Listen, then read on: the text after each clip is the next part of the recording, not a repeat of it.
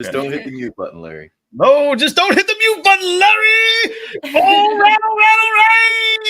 Yeah, baby, welcome. To the Hot Sauce Podcast. I'm Larry Monkey. You know where to find me, FF Larry Monkey. Got my special t-shirt on tonight from Casey Kasem's collection. What's that say, Justin? You read that? Smoking joints and chasing points, baby. Yeah, all right, Casey. Yeah, great shirt. Anyway, hey, who was that guy just talking? I don't know. I can't see him. He's kind of wearing camouflage. He's dressed like an alligator, perhaps. He's got like some alligator colors. He's cooking up an alligator stew, maybe with a muskrat and some possum over there, maybe a little deer, and whoo, boy, I can smell it over here. There he goes on the couch. Admiral DFF, the redneck hippie from Mississippi. What's up, my man? You know, speaking of alligator, I had some alligator bites on July 4th. This little nugget, they were slightly overcooked. They weren't very tender. Oh. My wife was like, "Do I have to eat this thing?" I'm like, I don't know. It's up to you, honey. Just try a little bite. She was trying to take like this. You know how when somebody's trying to take something that they're not real sure of, she's trying to take like the tiniest little bite. And it was tough. So then she like can't even get a bite off of it and like just eat the whole thing and move on. It's alligator. Yeah, I've had better alligator nuggets than that. So at least she tried. I mean, I like, you know, I think that she at least attempted. I can't stand when you just want someone to try something and they absolutely refuse it, and you really just want just take a little bite, and they're like, no, like that little tiny bite would kill them. Like, come on. I struggled with it for a minute there. See, I will try anything one time. Like, you want me to try to eat something one time? Sure, whatever. If I don't like it, I don't like it, whatever. But I'm still trying to redneck my very city wife. You'll never be a city slicker, man. It's a slow process over here. I brought the chickens along, and now she's a farm wife, so it's fine. So who was that? Who did, somebody was chiming in there? I don't know. Somebody busted on in on a. What, you just pick somebody up on the spaceship? What was that, Justin? Did you drive to Cleveland this week? Oh, Youngstown, maybe, perhaps. I drove through. No. Me? Huh? What? Who's that? Who's that? Bougie Sports? Me? Oh, me? Hey, that's at. I don't even know how to pronounce this. Can you pronounce Yvette M. La Boy? Oh, hey, Yvette, welcome. Thank you for joining us today. Welcome to the show. Thank you so much for having me. I love the enthusiasm. I feel right at home already here. This is a scary combo, I'm just going to say. And you probably weren't able to see the comments during the podathon, but there were people clamoring for a Larry Monkey and Yvette combo, like a live. But here we are, and now I have to wrangle the two of you. And I've got extra beers tonight. I've got extra beers. It's fine. Do you? I'll be fine. Are you drinking? All's well. Okay. You're gonna need them. I mean, we even got Aaron Rodgers in the house. I didn't know that. That was extra for me. I didn't. Yeah, but see, I didn't want that kind of crazy. I just want like one crazy, not Aaron Rodgers crazy. So, yeah. Oh my God. Man, I don't even know. Yeah, man.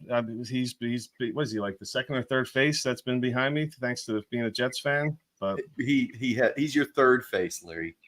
When we started this, there was a Sam Darnold up there. Yeah, when we started the podcast, we come back. Yeah, we're Sam Darnold, from the baby face Sam Darnold and Zach Wilson to the old fart. We're the Sam. Yep. Imagine how much money you would spend if you're a Browns fan. No, yeah, you can't. I know. I mean, I'm a Browns fan. Yeah.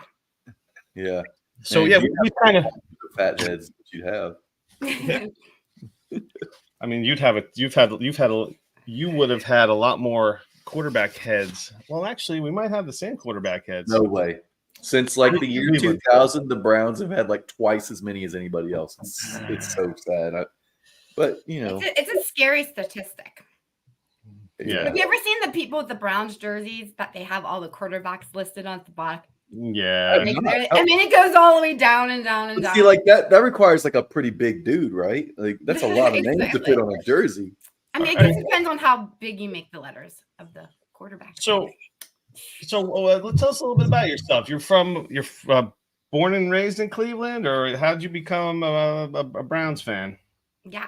Well, I'm not from Cleveland. I'm from Youngstown, which is about an hour and a half outside of Cleveland. So yeah, born and raised in Youngstown, Ohio. Always been a Browns fan. Whose fault Family was that? friendly. Who do you blame for that? Oh, that's my father for sure. Man, Absolutely. Yes. does he ever say like, "Man, I wish I should have steered you somewhere else"? Or I mean, No. well, I mean, yeah, you haven't had it that bad lately because, well, I mean, your quarterback's Deshaun Watson, so I guess I should take that back. But I mean, the Baker Mayfield days, I should have worn my Baker jersey tonight. Dang it! Oh, you know what's going here? Maybe I'll put it on when I have to get a beer. He's actually a really big Baker fan. Yes, I do like. I'm a Baker guy. I'm a Baker Mayfield guy. You had to have loved Baker Mayfield when it came to the Browns. Absolutely. Of course, I loved Baker Mayfield, especially since the way he was introduced to me. Well, I went to that draft in Dallas when he got drafted, but he wasn't there. But the tape, though, with John Dorsey calling him and how excited he was to take the position, it felt so genuine. And that continued in the whole time he was in Cleveland to me, like how he did like the progressive commercials. And then he released the Bud Lights and all that. But I'm also, I'm over him because not everybody is. There's a weird relationship with Baker Mayfield in Cleveland, I think. You guys got cocky. You were like, hey, you know what? We get this quarterback. Hey, let us to the playoffs. Yeah, he's been injured a lot. Hey, you know what? Hey, let's go get another quarterback. But they thought, let's upgrade. Yeah, but who are you talking to though? That's the thing. It's like I didn't decide to upgrade from Baker Mayfield to Deshaun Watson. Right. But I'm the one that still has to hear all this shit all the time. You know what I mean? And here I'm always on the defense. Because I love my team, and I see them in a different way, and I can accept Deshaun Watson. I think he's going to be good this year, and I'm hoping that we surprise everybody. Now, isn't it like, I mean, it is apples and oranges, but isn't it like kind of like a Mike Vick type of thing when he like rolls into your team? You're like, oh man, this is our quarterback now. Like, how does that go about with all like the penis stuff? Is that like there's a million jokes around your neck of the woods? No beating around the bush on this one. Oh, hey now. Do you mean I think at the beginning? Yeah, is everyone over that? Like, no one cares now? Well, I mean, at this point, what are you gonna do? You either get accepted or not be a Browns fan. Right. Well, the Browns. I mean, I like the Browns. I root for the Browns. I mean, I wouldn't call myself a Browns fan, but I've always rooted for the Browns because they're like the Jets. That's probably why I can relate to them. Hey, Larry, this will come as no shock to you. But in the 6th round at the 602 in my SFB draft, I took Deshaun Watson. Of course you did. Not like the year he took him and he didn't play. Right. Oh, yeah. Oh, the Scott Fish Bowl. Boom. What a segue. I'm working on that for you, buddy. Hey, you know what's funny? I know Yvette was at the Live Ohio draft, right? Or Cleveland draft or whatever it was called. Yep. Yeah. And everyone knows that because her segment was one of the most popular on the podcast. Yeah. Yes, the mini mic. I was but I'm almost like you did the live draft. And how did that go? When did you black out? Like, what round were you like? The next morning, were you like, okay, this is where things got a little fuzzy with this pick? Yeah. That I know that always does happen, doesn't it? After the 10th round or so. It's a long day of drinking and drafting. Yeah. I think I did pretty well considering that I knew I was doing the podathon. So I knew that I had to be some, okay at some point. And what did suck is that I did miss a lot of the podathon and the excitement of it because I was at the Cleveland Live draft. Yeah. So I didn't really get to watch any of it while it was going on. Yeah. But so how did it go for you? I mean, what was your strategy going in? What pick did you have?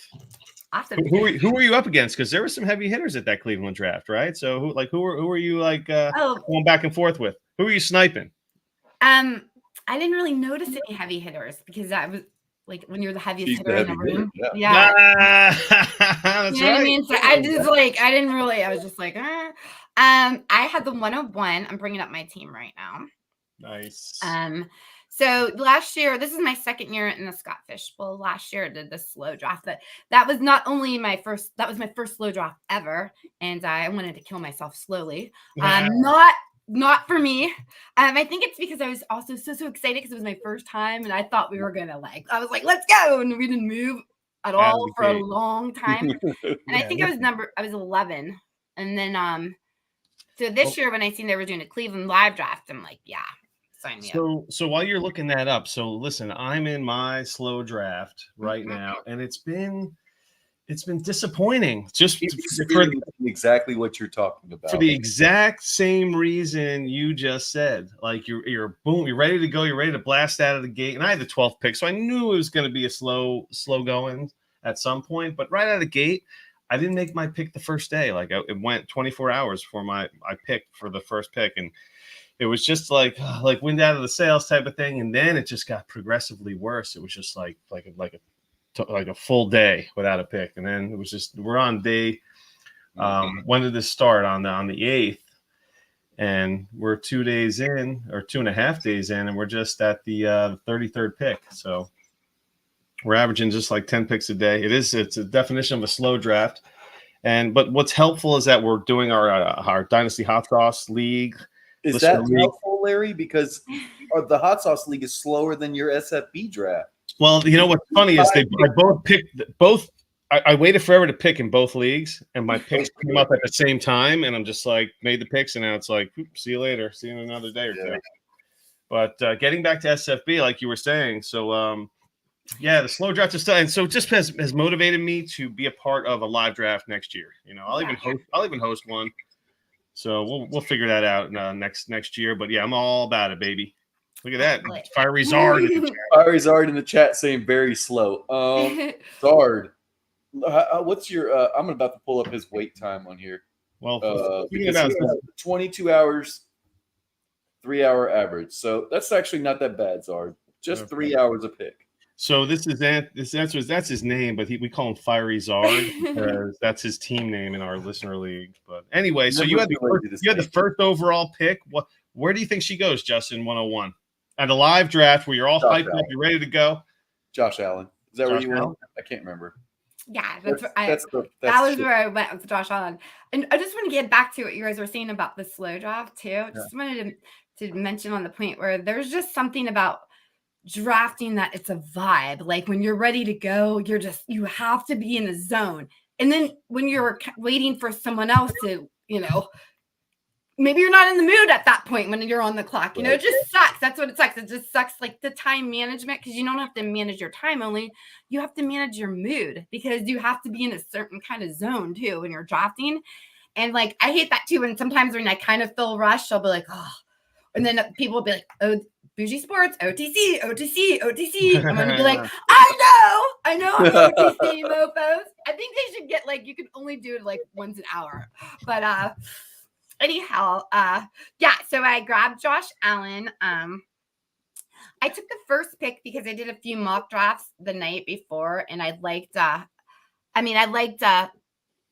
double quarterback. So the old double tap at the first round. First and the 212. Yeah. So what did you do at the 212? So I took my other quarterback. Uh-huh. There you go. Yeah. Who'd you grab? Which was Brock Purdy. Okay. Because he was the last one there. No kidding, at 212. So it was very heavy quarterback. Yes. Very cool, man. Yes. Yeah. That's something else. And how big of a factor did the third round reversal play into that decision? Because you knew. Huge factor. For me, for the quarterback, it was a huge factor. That's why I wanted to take both of them then, because I didn't know what would be left. Who knows? Not at much. That point. I can tell you that. Yeah. I'm trying to see how I could. So I wish they showed me which order I did it. Yeah. I'm sure there is, Josh Allen. I can guess probably. Maybe not because my team's so good. Did you guys draft 10 rounds and then finish it off online? Yes. Is that how y'all did it? Yeah. Which was awesome. That's another great idea. I know. It's like I would like to do that at my home drafts. It would be fun because if you what we were talking about earlier, especially at my home league draft, which is my favorite draft, everyone's favorite league. We get so trashed. So but like it would really be great by the 10th round to be like, okay, that's when you're just like go home and just like one guy's passed out on the floor. It's like it's your pick, bro. Like, how are you gonna make the pick for him? Yes. Exactly. When one person went to get a plate of food, like in the 8th round, then everyone's like, okay, I'll go, and then it's a mess. Yeah. We do in my 2 home league drafts here. We'll do like a 15-minute break halfway through the draft, so everyone knows, like, all right, after round 7 or round 8, depending on which draft, because one of them's a 15, one's a 14, or one of them's a 16 team or round draft. You're eating or you're not. So you better order in about the 4th round so that you got time for it to get here and you can eat during that spot. Because otherwise, we're not waiting for you. Like, you will get heckled to death. For Buffalo Wild Wings? Yeah, we will heckle the shit out of you if you're holding up the draft. We have a clock, but it's not like a hard clock. Why can't you just eat and draft at the same time? Because people are trying, okay. You're not allowed to eat? Larry, you go to home drafts. When's the last home league draft you've been to? Well, the Daddy-O's league, the 14-teamer that Did everybody have like notebooks and stuff out? One guy brought a laptop. Maybe there was a couple laptops, but dude, I had 13 guys here, and I have a pool. They were all in the pool and stuff. It was a party like that you've never been to. You've never seen, dude. Like, no, you can't eat Buffalo Wild Wings. Like, you can't eat wild wings and draft. It just doesn't work. Like, you're trying to thumb through stuff. You got stuff all over your hands. You might be able to snack a little bit. You might be able to get some mozzarella sticks or something, but you're not about to eat some wings or a burger or something. You can eat some pizza with that. Well, maybe Mississippi pizza probably sucks, right? I bet. But we probably talked about this 100 times. There's not a whole lot of great pizza options around here. I mean, let's be honest. Yeah. We're down here for some salty Cajun food and barbecue. That's what we do. You're like, hey, well, maybe Yvette does this too. Do you guys go gigging for frogs ever? Absolutely. I don't even know what that means. Okay. Yeah. All right. Unless you're talking about Harry Potter frogs, and no. Yeah. You might be trying to find the wrong clientele on the Twitter streets there, Larry. Yeah.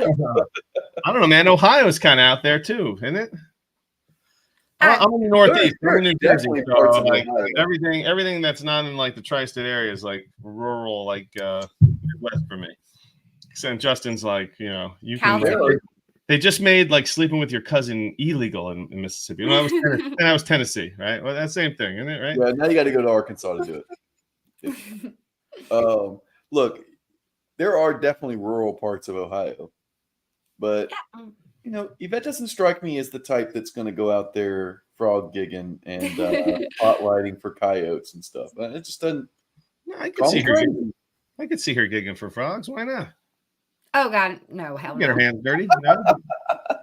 If a mouse ran in the room right now, would you be on top of the desk or no? Or would you stomp it out with your foot? I wouldn't stomp it out with my foot. Okay, I would be on top of the desk.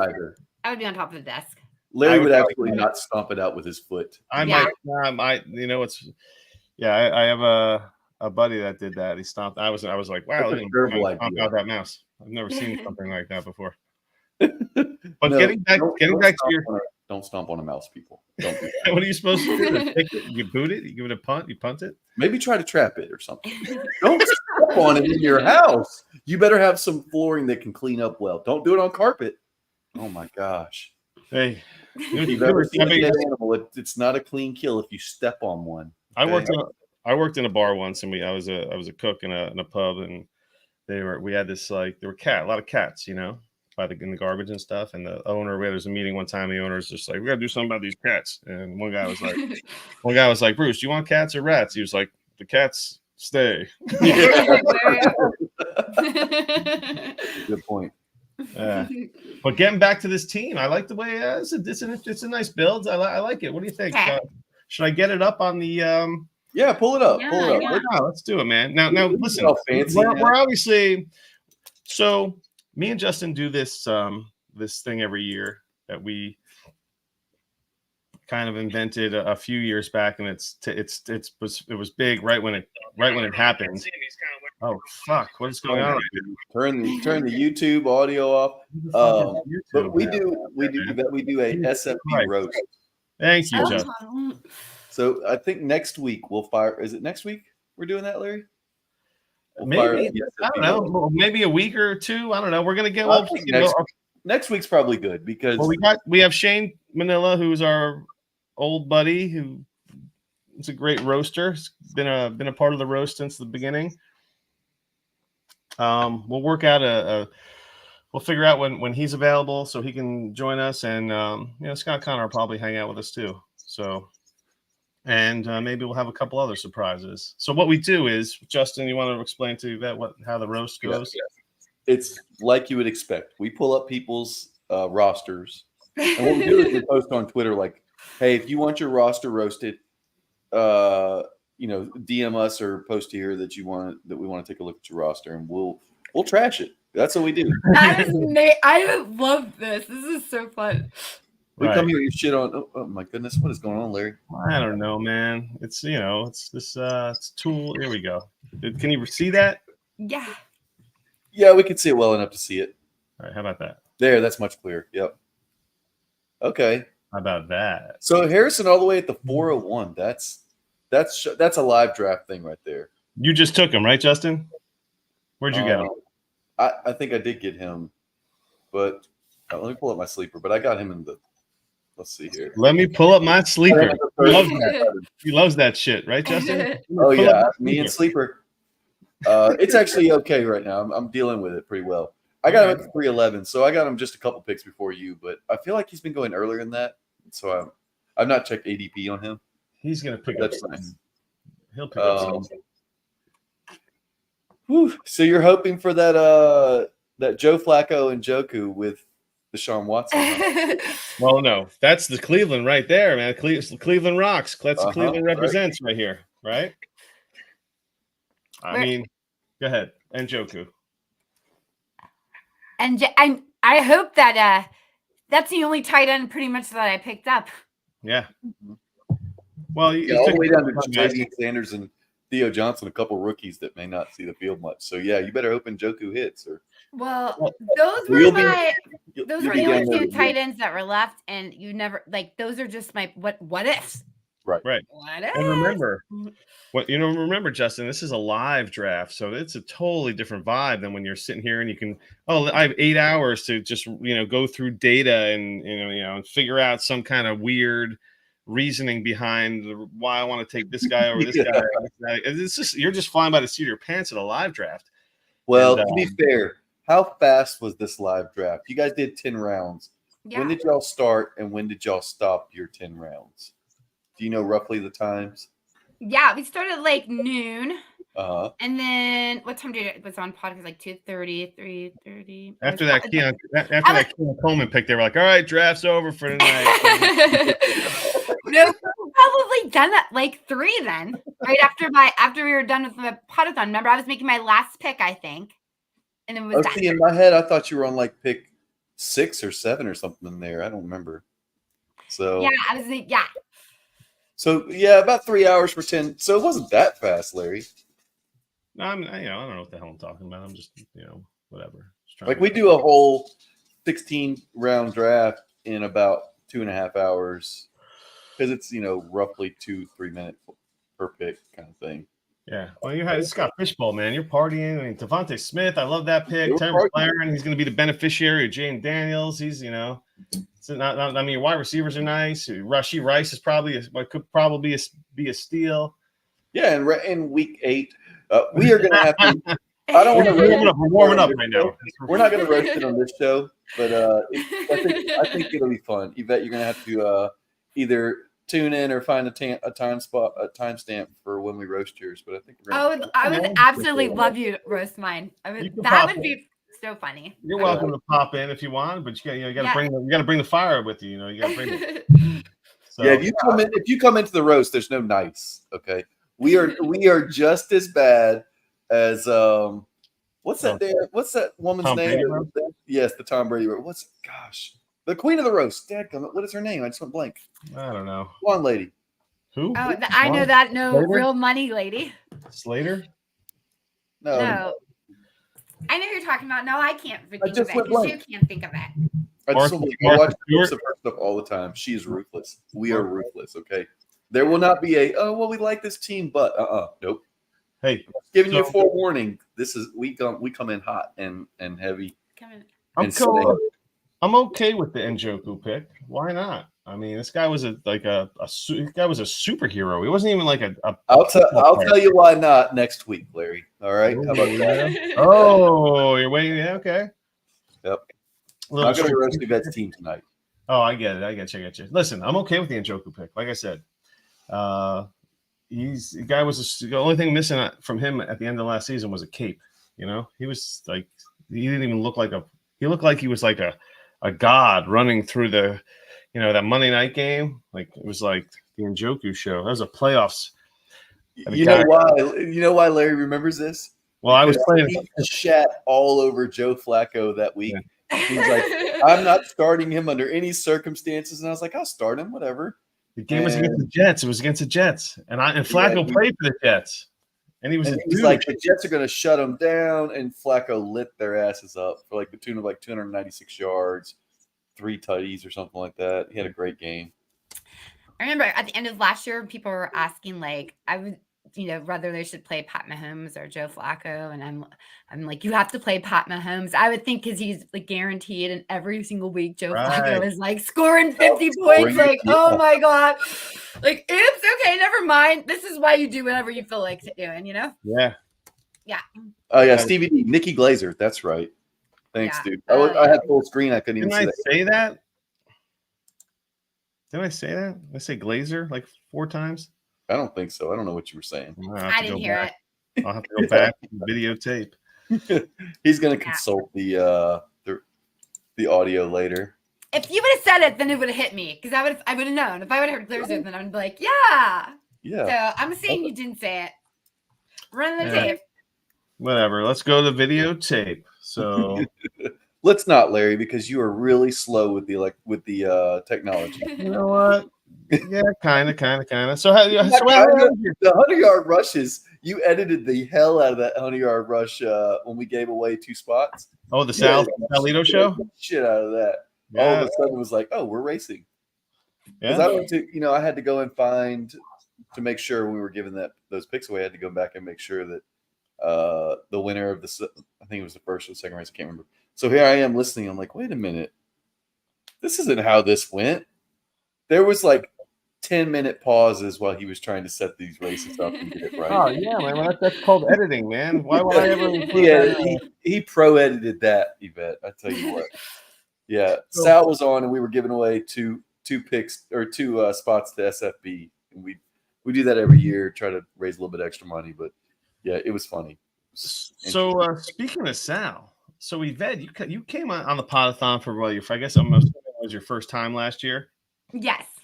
And all of a sudden, the host of the Podathon starts like throwing some one-liners your way. Like, are you just like, why is this guy hitting on me right now? Like, who the hell is this Salito guy? Like, did you ever even know who the fuck Sal was before the show? Next thing you know, he's like trying to pick you up. Take the team off. I want to see Yvette's face while she. All right. Oh, sorry. We might have to send like this like face of disgust to Sal. I don't know. I can't tell what was going on the small screen. Yeah. What was that all about, man? You're like pumped to be on the pod, and you're like, yeah, right, yeah, I'm on the fucking Podathon. Sounds like, hey. Wow, you are quite the wingman for Sal. I'll have to let him know how hard you're working. I mean, honestly, I loved it. I thought it was so funny. I thought it was funny, and it didn't bother me at all. And everyone's reaction to it was funny. So it's all in a good time. Exactly. No, we love Sal. I'm just taking a shot at him because that's what we do to one another. We do take shots at Sal every chance we get. Yeah. So before we get too far down, well, here's my beef. This is my beef with all of that. Yvette, I'm gonna vent right now. Every time we go on the Podathon, we, for some reason, the next day they have to apologize for our appearance on the show.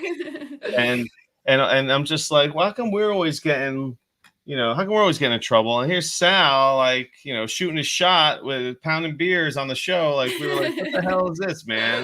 That was my only beef. It had nothing to do with you or anything. I was just like, hey, Sal, what the fuck, man? Stop doing that shit. Exactly. But hey, no, I loved it. Sal was the man, and he said he stood you up also. Didn't he stand you up for like a beer pong game or something? Yeah, that's true. So exactly. He was I'll be your beer pong partner, right? Then didn't show up. So then I didn't have a beer pong partner. Oh my god! Yeah. My whole expo experience was ruined. All I could think about is if only I could have played beer pong, and it was just rude. You know what? Fuck you, Sal. Fuck you. It was. Well, so hold on. Sal comes on strong. He's Mr. Aggressive. And all of a sudden he's playing hard to get. Like, what kind of move is that? That's some Long Island stuff right there. I think. Exactly. I mean, if you talk the talk, then he starts walking backwards. He talks the talk and then starts walking backwards. Sal, come on, Sal. Yeah, damn. Now, hey, okay. Before we get too far, because I think we're going to head this another direction. Stevie D had a question in the chat. Oh, let's do about it. Yvette's team. For no wide receivers in the first 3 rounds, how happy are you with the wide receivers that you got? I like them. I'm really happy with them. It's like I know they're Rashi Rice maybe, but I got him late enough where I think that there's value there if he comes back and does really, really well. So I'm happy with him. No, and I took a shot at the Keon Coleman pick just because for no reason, just to be funny. I don't think that's a bad pick at all because when you think about it, listen, and Justin doesn't like when I talk about vacated targets, but there's some missing throws. I mean, Diggs commanded a lot, and I know everyone's just like, well, he sucked at the end of the year, once the new coordinator came in or whatever. Listen, Keon Coleman, he could bring it on at the end of the season. He's not let's say it, league winner, #league winner, Keon Coleman, potential. Why not? Why not? Uh-oh, Troy knows. Troy has an answer for all of us because Keon Coleman can separate. Troy off the top rope. We have seen far too many times players that can't separate and how it works out. So we'll see. All I know is that Josh Allen was like, I want Keon Coleman on the team. So if he made the special request for them to draft him, he's not going to make himself look dumb. He's going to get this guy the ball, and it's definitely not a terrible pick. I don't know who else was out there, but you got Sutton. You went heavy on wide receiver after not doing any of the first 3 picks. Harrison Jr., Devontae Smith, McLaurin, Rashee Rice, then Coleman and Sutton. Like you hammered wide receiver. You kept hammering them in the second half of the draft. I don't know how I feel about that. You'll probably hear about that on But you really went heavy to kind of make up for skipping, which is I agree with. Like if you're gonna pass on wide receivers early, you better hammer them in the that 4th latter part, 10th round or whatever. Well, I see you hedged a few picks later. Well, 3 picks later, you went Curtis Samuel. Yeah. Were you just like, hold on? So the Keon Coleman pick was the last pick of the live draft. So you were in no man's land when you made that pick, right? You were just like, you're like, oh man, look at me, Keon Coleman in the 10th. You're like, all right, I got to go fucking Curtis Samuel. You got to remember, she created stacks with Josh Allen, is what she did. Oh, the double stack. I have a couple stacks on there, don't I? And I really did like. I like it. I drafted. I didn't draft really position. I really just tried to draft who I thought was the best there. Sure. Volume. I really did, and that's some of the people. Like I didn't want to draft any of those wide receivers that were in the offenses that have a lot of them. For example, the Chicago Bears wide receivers and things like that. Not that I'm not going to in any of my drafts. I don't know. Right. I'm fading that exact one. Like I'm fading the Bears receivers at ADP. Where else am I fading that I haven't thought about? How about Troy, Mr. Positive, in the chat? You know, first he rolls in with regular receptions coming for Allen, trying to throw them. Come on, You know what, Troy? take a shower and come back. All those clips I shared of Keon Coleman, because he's so fun to like listen to. He's just genuine. And Troy's like, I want to like him, but he sucks. I'm like, oh, crap. Isn't Troy on a cruise right now or something? Right. Did he pay for the internet End package? of the month. No, end of the month he's going on a cruise because we're having a little fantasy football get together in New Orleans. Ooh. Because he'll be back in New Orleans on the 4th. When's this? I'm gonna swing down there. When's this? When? On the 4th. August 4th? Yeah, August 4th. That's What, are you gonna fly down? Well, my daughter's birthday's on the 3rd, so leave late that night. It's fine. I might be able to. I mean, you're hanging out Sunday. That's it. You're gonna hang out on. Yeah, Monday? we're just gonna hang out Sunday. Yeah, I think the sports couple's gonna come out. I told him to get a sitter. Fucking serious? I'm serious. I told him to get a sitter. They said, let us know where you're gonna be. So hold on, I might be making it happen. I even know the area that they live in, so I can kind of plan. Are they in Covington? No, they're not. That's my buddy. Jeff. Oh. I crashed there on Sunday night. Are you kidding me? Yvette, do you know what he's talking about with this New Orleans chatter? No, I've never been to New Orleans. Oh. Yeah. Well, if you think the Cleveland Live draft was fun, head to New Orleans for Halloween I went to New Orleans for New Year's with some folks, and I stayed in with some folks from Covington. Did you stay in Covington? Yeah. Oh, okay. Well, you need to stay in New Orleans so you can just get shit house and stumble back to the hotel. Troy, with this revelation, New Orleans is awesome. Hey, well, so I have to figure out where Troy's staying because he's leaving out of New Orleans, coming back to New Orleans. I got to figure out where he's staying so I can plan. I'll be reaching out to you, Troy, so I can figure out what we're gonna do. God, any other weekend? I may just crash at this house that I've worked at on Bourbon Street. Like 1 block off of Bourbon Street. All right. Well, that's fantastic, Justin. Did you say you're staying at the Harrah's, Troy? Dude, that's like quarter mile, maybe 300 yards from where that house is. Run DFF could get there in faster than the faster than Troy can get to his car, I guarantee it. Faster than the Freeze, maybe. The Freeze? I don't know about the Freeze. Come on now. That much credit. I'm old, dude. I'm not young and fast. I'm old and. You know the Freeze? Hey, you follow baseball too, Yvette? Oh yeah. No. What? Right. I thought you said you're a Guardians fan on the Podathon. Are you just a casual fan? Yeah, and that's why I just didn't want to say because I didn't feel like because the Guardians are doing really, really good this year. Yeah. And I don't know enough about him, and I just of course if I root for the Guardian, you support your local. I got you. Your hour and a half. And every year, like even the beginning of this baseball season, I was a huge baseball fan in the 90s. Like that was I like them baseball better than football. I don't want to tell you I'm a Braves fan, but I'm a Braves fan. 95. Yeah, so exactly. That's why now it's just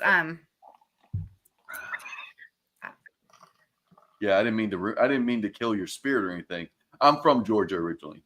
So I'm not just like I like the Braves.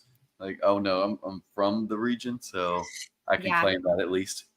It was a great year for me. I was 14 running around like a mad child. Yeah. It was great. I love 90s baseball. Except for the Yankees.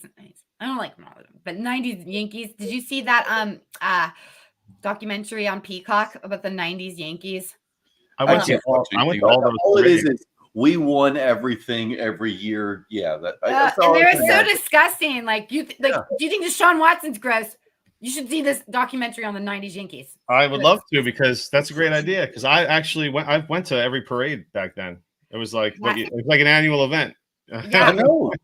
It was awful. It sucked so bad. Dude, it's no different than the Braves, man. The Braves own the 80s. Come on. No, the Braves were awful in the 80s. They were great. Whatever, man. This isn't. No, they went from worst to first in 1991. They were the worst team in the National League in Okay. 1990. So that I'm saying, all right, that's what I meant then. So Troy, Troy with the T's. Troy with the. We'll do. Should we touch on it right now, real quick, or do we? Yeah, let's get into it. Let's touch on it because there's a few trades we need to talk about. Let's talk about some listener league stuff, and let's lead into it with Troy's question. Go ahead, Larry. I'll pull trades up. Okay, so he says, guys, should I take Manolo's pick or mine? I'm leaning Manolo. So Yvette, this is a 14-team, 3-copy Superflex with like a tight end with a heavy tight end premium. Now that's one aspect of this league. So it's 3 divisions, 14 teams each. Oh wow! So that means there's 3 of each guy in this rookie draft. So the first 3 picks were Caleb. Then it went Marvin, Jaden Daniels, Marvin. Like it's just that there's 3 of each guy. But the bigger twist is that there are individuals future first round picks in this draft. Just the first round pick for 2027. So 2027 first round picks, 14 of them times 3. So what's that? 42 first round. 42 first round picks in this are also in this draft, and they start flying off the board towards the end of the first round, which is 42 picks, the first round. So there's first round picks flying off the board. I had a lot of picks this year, and instead of picking first round picks like future 2027 first round picks, I was cleaning up by picking up the tier break where folks started going pick, and I ended up with who did I end up with? I don't know. Xavier Worthy, Ladd McConkey. I have Marvin, Jaden Daniel. I just have all these. I had a Roma Dunze. I cleaned up in this draft, Justin. I have 6 guys. You screwed up when you took Ladd McConkey instead of a 26 first. No, I took that. No, I wanted Ladd McConkey. But I screwed up because I didn't take Brian Thomas there, and I would have been able to take Ladd McConkey with that. Yeah, you took Ladd McConkey over Brian Thomas Jr., which was I love Ladd McConkey. Listen, I don't need. This is a 14-team league, and I know, and these first that you can grab a random, you're just like, oh no, I feel like this guy's team's going to suck in 2027, so let me take this guy's first. Like, it doesn't work that way. It's all a lottery. And I'm like, you know what? I'm getting first round value with these second round picks. I got Xavier Worthy at like the 232 or something like that. It was a ridiculous pick. And this guy's the wide receiver 4 in a draft where there are 4 quarterbacks. In a regular draft where there's not 4 quarterbacks going off the board. I mean, Worthy would have been a top 5 rookie draft in a super flex. So I'm getting first round. And I'm using him as an example just because he has a lot of clout. I should have taken. I love Ladd McConkey, so I took him over Brian Thomas. I should have taken Brian Thomas, but in retrospect, just by the way the board fell. Well, Larry, let's get into something. I should have been a little bit more strategic, I guess. Let's get into something besides your fancy draft there. All right, because I know everybody wants to hear about your draft specifically, but we had a couple trades by Fiery Zard. Can you expand the screen, Justin? You control and scroll that baby. I can just zoom in a little bit. Did that help a little bit? Yeah, that's perfect. Yeah. All right. So these trades were very interesting. We'll start with they're both with Nate. Did you see these 2 trades as they went down, Larry? No, I did not. Did this just happen?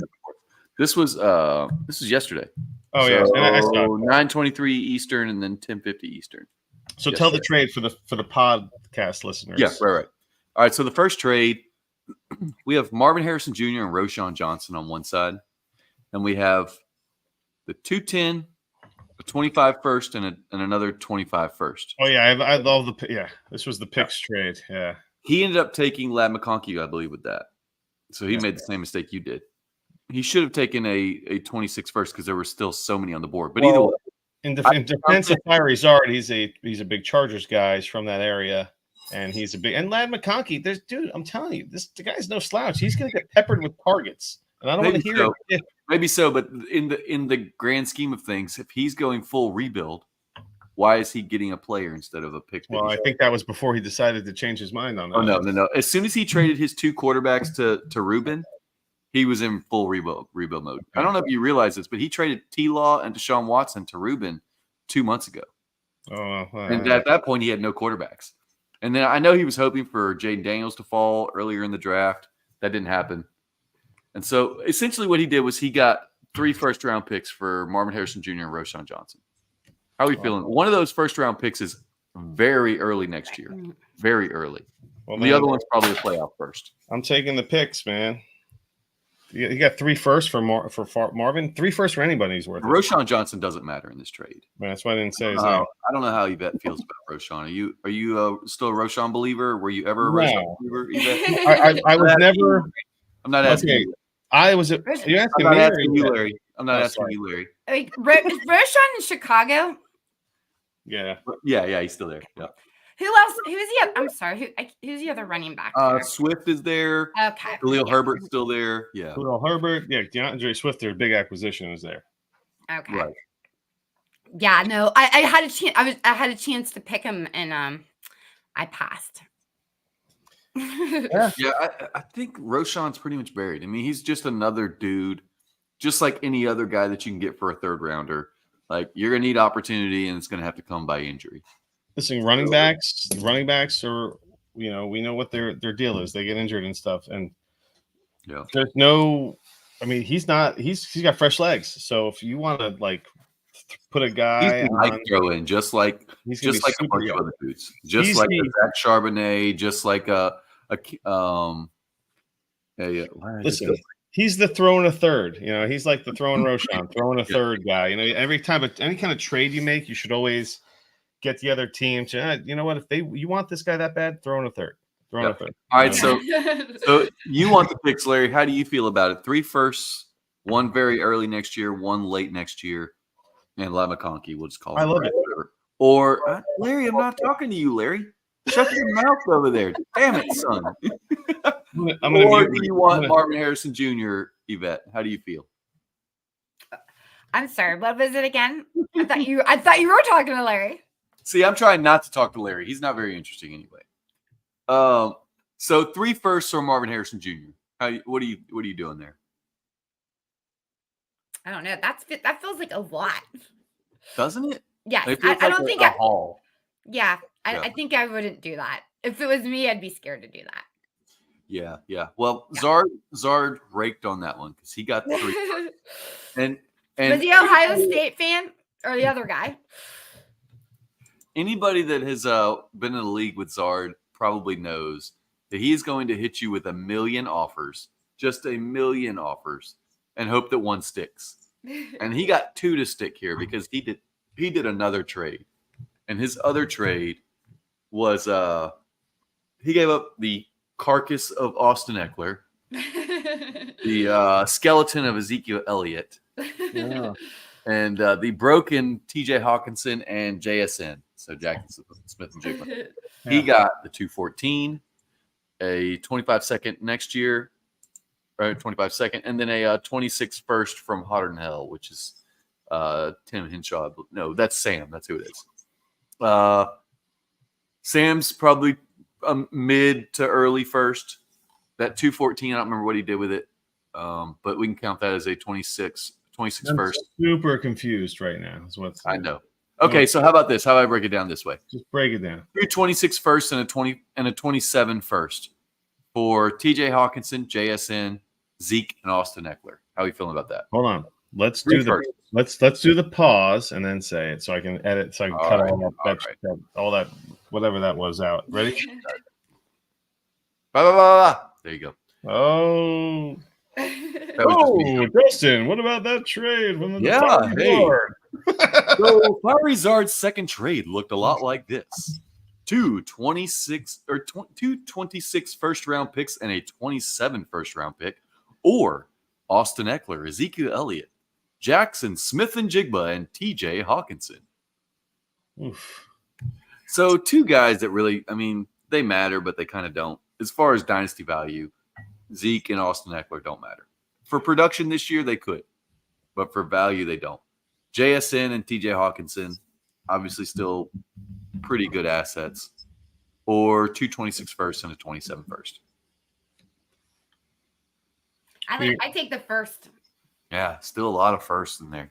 Yeah, I mean, there's nobody in that group that I'm like, oh, maybe Right? JSN the most, I think, for me. All right, guess what? I still like Hawk a lot, but him and JSN are the only two pieces that matter. And hey, I disagree. You want all the players. I think I want the players only because we're talking about 3 years from now, 2 years from now. I feel like these guys that you just mentioned are in brand new spots. I know Zeke is returned, but they're going to have their standalone value because they're teams that have them. Like Eckler is going to get used, Zeke's going to get used. If you can get a couple of seconds for them, if at their ceiling for this season, I think their ceiling is a second round pick. I feel like you'd agree with me, right? Their ceiling could be a second round pick. And if you can cash in, I feel like the roll of the dice is worth it because these picks are so far out there that you're going to be able to just work on it a bit. And Hawkinson, everyone's so like, oh man, Hawkinson, he got injured. He's so fucked. His knees like fucked, but he's coming back this next season. He might not be 100% next season, but he'll be TJ Hawkinson the following season. And that is still before 2026 and 2027, where he could command in this league, he could command 2 firsts because of the tight end premium we have. And then Jackson Smith and Jigba, we haven't scratched the surface on that guy. I mean, he's always going to be with Metcalf, but who knows if they get a quarterback that can support 2 of them. He's easily worth the second round pick. His stealing the first round pick. So I don't know. I'm going with the players here. That's the problem. We got to find a quarterback that can help them scratch more than just the surface. They'll find one, and maybe Sam Howell could potentially be that guy. But still, JSN, TJ Hawk. Can we not do the Sam Howell shit again, Larry? We can't. You know what? I wanted to see how long you would let me talk about it before you shut me down. Well, as soon as you said Sam Howell, it was over. As soon as you said Sam Howell, we just can't. All right, we can't do it. Understood. Okay, so Yvette, give us the thoughts on this next trade.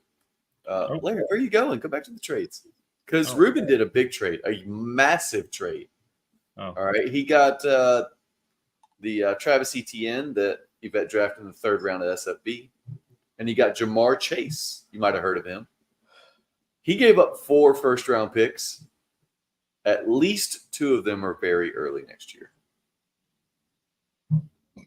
2 first, 2 in 25, 2 first, and 26 for Jamar Chase and Travis Etienne. Yvette, what do you think? Again. Say it again. No, I mean, again, it just seems like a lot. I'm not a lot. These are 2 different teams for sure. My buddy Trey was the other part of this. So Ruben and Trey. Trey is a college buddy of mine. This is his second Dynasty League first year. In this one, he just did the dispersal.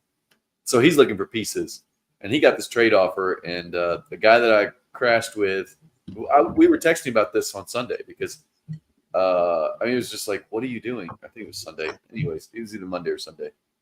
But it's like, what are you doing? Smash that and move on. Take the picks. And my buddy Trey cannot get through his head that it is okay to suck in Dynasty. It is like absolutely okay to be just god awful. And he's like, I need the points. Dude, you're not winning anything this year. You do not need the points. Lay off the booze. He doesn't even drink much. And trade those players for those picks. I think it was a good move for both sides. Well, this is only my 2nd year of Dynasty. I just started Dynasty last year. And we know what we needed a couple orphans to fill. I can't tell you folks how much fun this league is because my team has kind of been I jumped into dispersal and I messed around with I've been having fun with this league and it really turned my team into crap. So now I've decided to take it seriously. Larry. I said, well, that's because listen, let's not talk about Justin with he told everybody he kept the rules to himself. Next thing I did not keep a single rule to myself. I interrupted Yvette because that's a big problem for me. I love interrupting people. So I don't even know if she remembers what the hell we were talking about, but I certainly do not. We were talking about how Trey, it was his first year in this league, and he was a rebuilder. Obviously, like he got into the dispersal, he took a bunch of picks. In that, he's going to need more pieces, and so getting 4 firsts, that's a great way to kind of deconsolidate, diversify his assets a little bit. Because he just kept saying to me and my buddy Jeff, who's in the league as well, he kept saying to us, well, I need points. What am I going to do? These are my players. And I'm like, dude, no, you need to suck. You need to be terrible and just embrace the suck. All right. And I like to say that a lot about Dynasty. Embrace the suck. So this is only your second year in Dynasty, huh? Yeah. Yes. And I'm so excited for you right now because there's so much. Get sucked into a Dynasty league? What league who drew you in, and how did it go? It was Ryan Kennedy. I don't know if you guys know him. And he asked me to be in his league, and I said, why not? Just try it. Okay, so how many are you in right now? Have you added any 2. others? I'm in 2 Dynasty leagues. Okay, get back to us in like 4 years when you're in 30. It's impossible to avoid. Larry, I don't know about Larry, but I went from 2 my first year to 5 to 7, and now I'm running in the 12 range, something like that. I'm kind of in a happy medium here where I think it's my sweet spot is right around 12-ish. Yeah. But there are people that and I could see it happening to you. You got a little bit of a fantasy addiction. I can see it. Well, I was going to say, like, the first year you play, you don't understand. And talk about sucking. Yeah, you're right. I did suck, but I'm okay with it. I'm okay with it because this year I got to draft again and fill holes. It got fun. Right. Yeah, so I'm like, all right, now I get this. Let's fucking go. Yeah. I felt it. My history, one Dynasty League in 2014. Same 15, 16. It took me a little bit to get the full bug. 2018 is when I got into 4 Dynasty. Well, that was HQ1. That was that league. That was 4 leagues. That was 4 leagues in 2018. Then it was in 2019. It was 1, 2, 3, 4, 5. I don't know. That's when it kind of So I'm also at happy medium with about 10 to 12 right now. But yeah, it exploded in 2019, and then I brought it back down to earth in, like 21, 22 post-COVID. Well, everybody brought it back down to earth. Leagues, a few leagues folded. Like I didn't quit any leagues. A few leagues folded, thankfully, and I did not, jump back into the startup stuff. So like I'm at the point now where if a league folds or I leave a league, then I will join another, and that's what happened this year. A league folded because a couple podcasts stopped happening. Or not happening at the same level. You might know what I'm talking about, Larry. Okay. So that league folded, and then Justin Mercer sucked me into a sleeper league. Screw you, Justin. Listen, there's so many. I'm at the point now where I'm super picky about the kind of league I want to get into, Right. So now I'm just like, I want a Devi component. I need a heavy tight end premium. Obviously, it has to be super flex. My perfect league has some Devi stuff going on, and not too heavy. I don't know. I mean, the Devi obviously it has to be super flex. This is a lesson to have standards in fantasy football. Okay, hold on. Don't lower your standards. All right. Find what your is and Justin, let's go right into this segment. Yes, let's go. You ready for it? I'm ready. Yvette. Give me that sweet sound. What's your fantasy? Oh, it's beautiful. So, Yvette, what we like to do is we want to know what's your preferred fantasy, or do you like DFS? Are you a redraft? You're fresh in a dynasty. How you feeling about that? What's your fantasy choice? Best ball, best ball. What did we catch? We hit on all of them. I think I would go with the vanilla of all the ice cream flavors and just go with a regular 12-person PPR redraft league. Wow. With a defense and kicker? No kicker. Oh, okay. So it's not vanilla then. Yeah, I'll be a little kicker. She's got some tight end premium. Okay. So the French vanilla, no kicker. Yeah, a little French vanilla. Because I think it's fun. It's fun when you meet your friends once a year, and it's everything's just fresh. Do you have several like local live drafts that you do? I do 2. Okay. 2 live drafts. One that I've been doing forever, and one that's almost been going on for. How many lineup setting leagues are you in? Well, last year was the first time that I realized that I can't be in a lot. Oh, yeah, happens to the best of us. All of a sudden, when I just was on a podathon, and then I got a whole bunch. You want to be in the league? Do you want to be in my league? And I was like, yeah, sure. Then I was in the 12 leagues, and it's like, oh my God, then learning Dynasty and all that. And I didn't like that because that's not my way of playing. I love watching fantasy football. I like watching football and watching my players and knowing who's scoring. I don't like just saying, well, it doesn't really matter because I'm playing this person and I'm against this person. Right. That kind of takes away the fun for me. I kind of like rooting for my guys. Like, that's my quarterback. Nice. Yeah, you know what I mean? That's the reason that Larry and I can't play a portfolio style. Have you heard of a portfolio style of Dynasty where you have like 30 or 40 or more teams and you kind of try to balance your portfolio of players? I'm a plant your flag guy. I want to like, that's my guy. I'm going to have him on 7 teams and we're going to roll with it. Kyler, I love you, baby.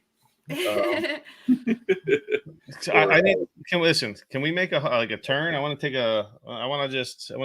get into the transporter machine and transport into if I may. I just want to talk about bougie sports, man, because that's pretty cool, man. There's a couple of pretty cool website here. You guys talk about Cleveland sports. I mean, as painful as it is, there's a lot of fun when it comes to Cleveland sports, especially when when Deshaun Watson is your guy and no, but hey, Jerry Jeudy, how do you like that one? I'm excited to see what he can bring in to Cleveland. I like him a lot better than Elijah Moore. So, but tell us about. But let's tell me a little bit about the Bougie Sports Squad. Like this whole site you got going on here. It's pretty cool, man. Thank you. Yeah, my website, I'm just working on it now. I had it's awesome. Look, I love the ticker, like the social media ticker at the top of the page. It's getting there. It's a super flex. It's super flex. That's right.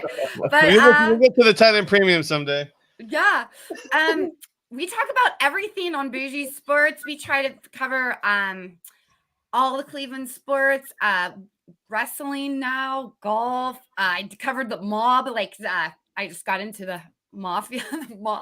Mafia, nice. Yeah, because so wait a minute. You got to be. It's not an induction. How do you get into the mob? You got to be like uninitiated. I mean, what'd you do? You have to murder somebody, or how'd that go down? Well, there's a podcast called Crooked City that's out, and it's I'm trying to think of the name of the person that put it out, but it's about Youngstown, where I'm from, and I'm in between Cleveland and Pittsburgh, and we were a huge center grounds for the Cleveland Pittsburgh mob. We didn't have a Youngstown mob, but we were like the war zone. We were the steel mills, and it's very, very interesting, like my hometown history. So and I don't know if you guys know anything about politics, but Jim Trafficant was from Youngstown. But anyway, so yeah, I went down that rabbit hole and had a lot of fun, like learning about my history. So it's basically whatever we feel like doing. Very cool. Talking about. Yeah. I dig it. So I know that Fiery Czar was like going to take this trade that he sent me. So let's take a look. Fiery Czar is famous for his trash trades, Yvette. Like he's like legendary. He's not even famous, he's legendary at this point. Famous like Larry is famous for them. Listen, I make deals, baby. Listen. It's a pot and kettle situation. So I mean, Yvette can even weigh in on this one because Kareem Hunt is a part of this deal. Oh my God. Yeah. The strong allegiance to Kareem Hunt, I'm sure. Yes. So how did Kareem Hunt make it into a deal? That's what I want to know. So are you gonna post this up, or are you just he keeps sending me Kareem Hunt? It's driving me bonkers, actually. So I'm not sure who wants to roster Kareem Hunt, much less trade for him. All right, let's hear the trade, Larry. So, wait a minute here, folks. Okay. Jonathan Brooks, Kareem Hunt, Drake London. So I'll just give you the crux of it. Brooks, London, 25 fourth, 26 third for a 25 first and 3.25 seconds. Okay. It's Drake, so Brooks for for a first and 3 seconds. So yeah, but you can call those 27 first if you'd like, whatever. One is yours. So your second's probably your second's still a first. I don't know, man. It's the last pick of the second round. How do you know? What he did there. My team is pretty good in this league. That wasn't fun. Look, Zard has been trying to send me players like Brooks and Drake London. And I'm like, and JJ McCarthy. I'm like, I can't use those guys. Look at Troy. I can't use those guys in my lineup. Like, Troy's upset we didn't answer his question. What we'll the hell? Get to it. I told him I'll bring it back to him. So, yeah, 4 firsts, but 3 of those are in 27 for Brooks and London, and a fourth and a third. So the fourth and third is really a second and third, right? You're talking about actual fourths and thirds? 26 third. Okay. And a 25 fourth. Woo, man. It's a steep price to pay. It is. It's like you can 4 firsts for Brooks and London, and neither of them have actually produced in the NFL. Do you feel like you can contend this year, Larry? If I make this deal, I could potentially back into the playoffs. Only because I don't have a solid quarterback room with Jalen Daniels and JJ McCarthy. Yeah, that's your problem. I'd have to make some type of quarterback move. Yeah. Which is not that difficult. I mean, I wouldn't mind a Baker Mayfield type of guy, you know. But whatever. Or I could trade for Darnold and just let it roll and see how my young guys can blossom by the end of the season. Yeah, that's almost all of your ammo from next year, though. I mean, you'll have just that was my argument. It's 4. I mean, it's just 4 starting players, and my strategy, like I said, for this draft, everyone else was grabbing these like 27 firsts, and 26. I was 26. All right, 26 firsts, and I was grabbing 24 firsts. Like, yeah, you were Xavier Worthy. Yeah. I mean, I was taking 24 firsts when everyone was taking 25 firsts. 26 firsts. Yeah. So, all right. So, Yvette, how do you feel about that? Brooks and London, or a 25 first and 3.27 firsts? I think I'd stick with Brooks and London. Wow, there you go. Oh, I like it. And you get the second and the third in there, Larry. So there's something to be said for that. It's a fair offer. Okay. All right. Especially with one of those being my first. Like, not just throwing hubris out there, but we already know where that first is going to be. It's going to be late. Yeah. So, or that second. I mean, that second. Troy wanted to know, should he take his own 26 first or Manolo's 26 first? Do you want to hear kind of the rundown of their rosters? I don't know, but I know that Yvette's got to get going. Okay, well, yeah. I'll try to make this super quick. I don't know. It sounds like it's going to be long. We'll see. No, it's not. Troy has Lamar and Gino at quarterback. So he might not even have a quarterback next year. Brees, Pacheco, T. Higgins, Tyreek Hill.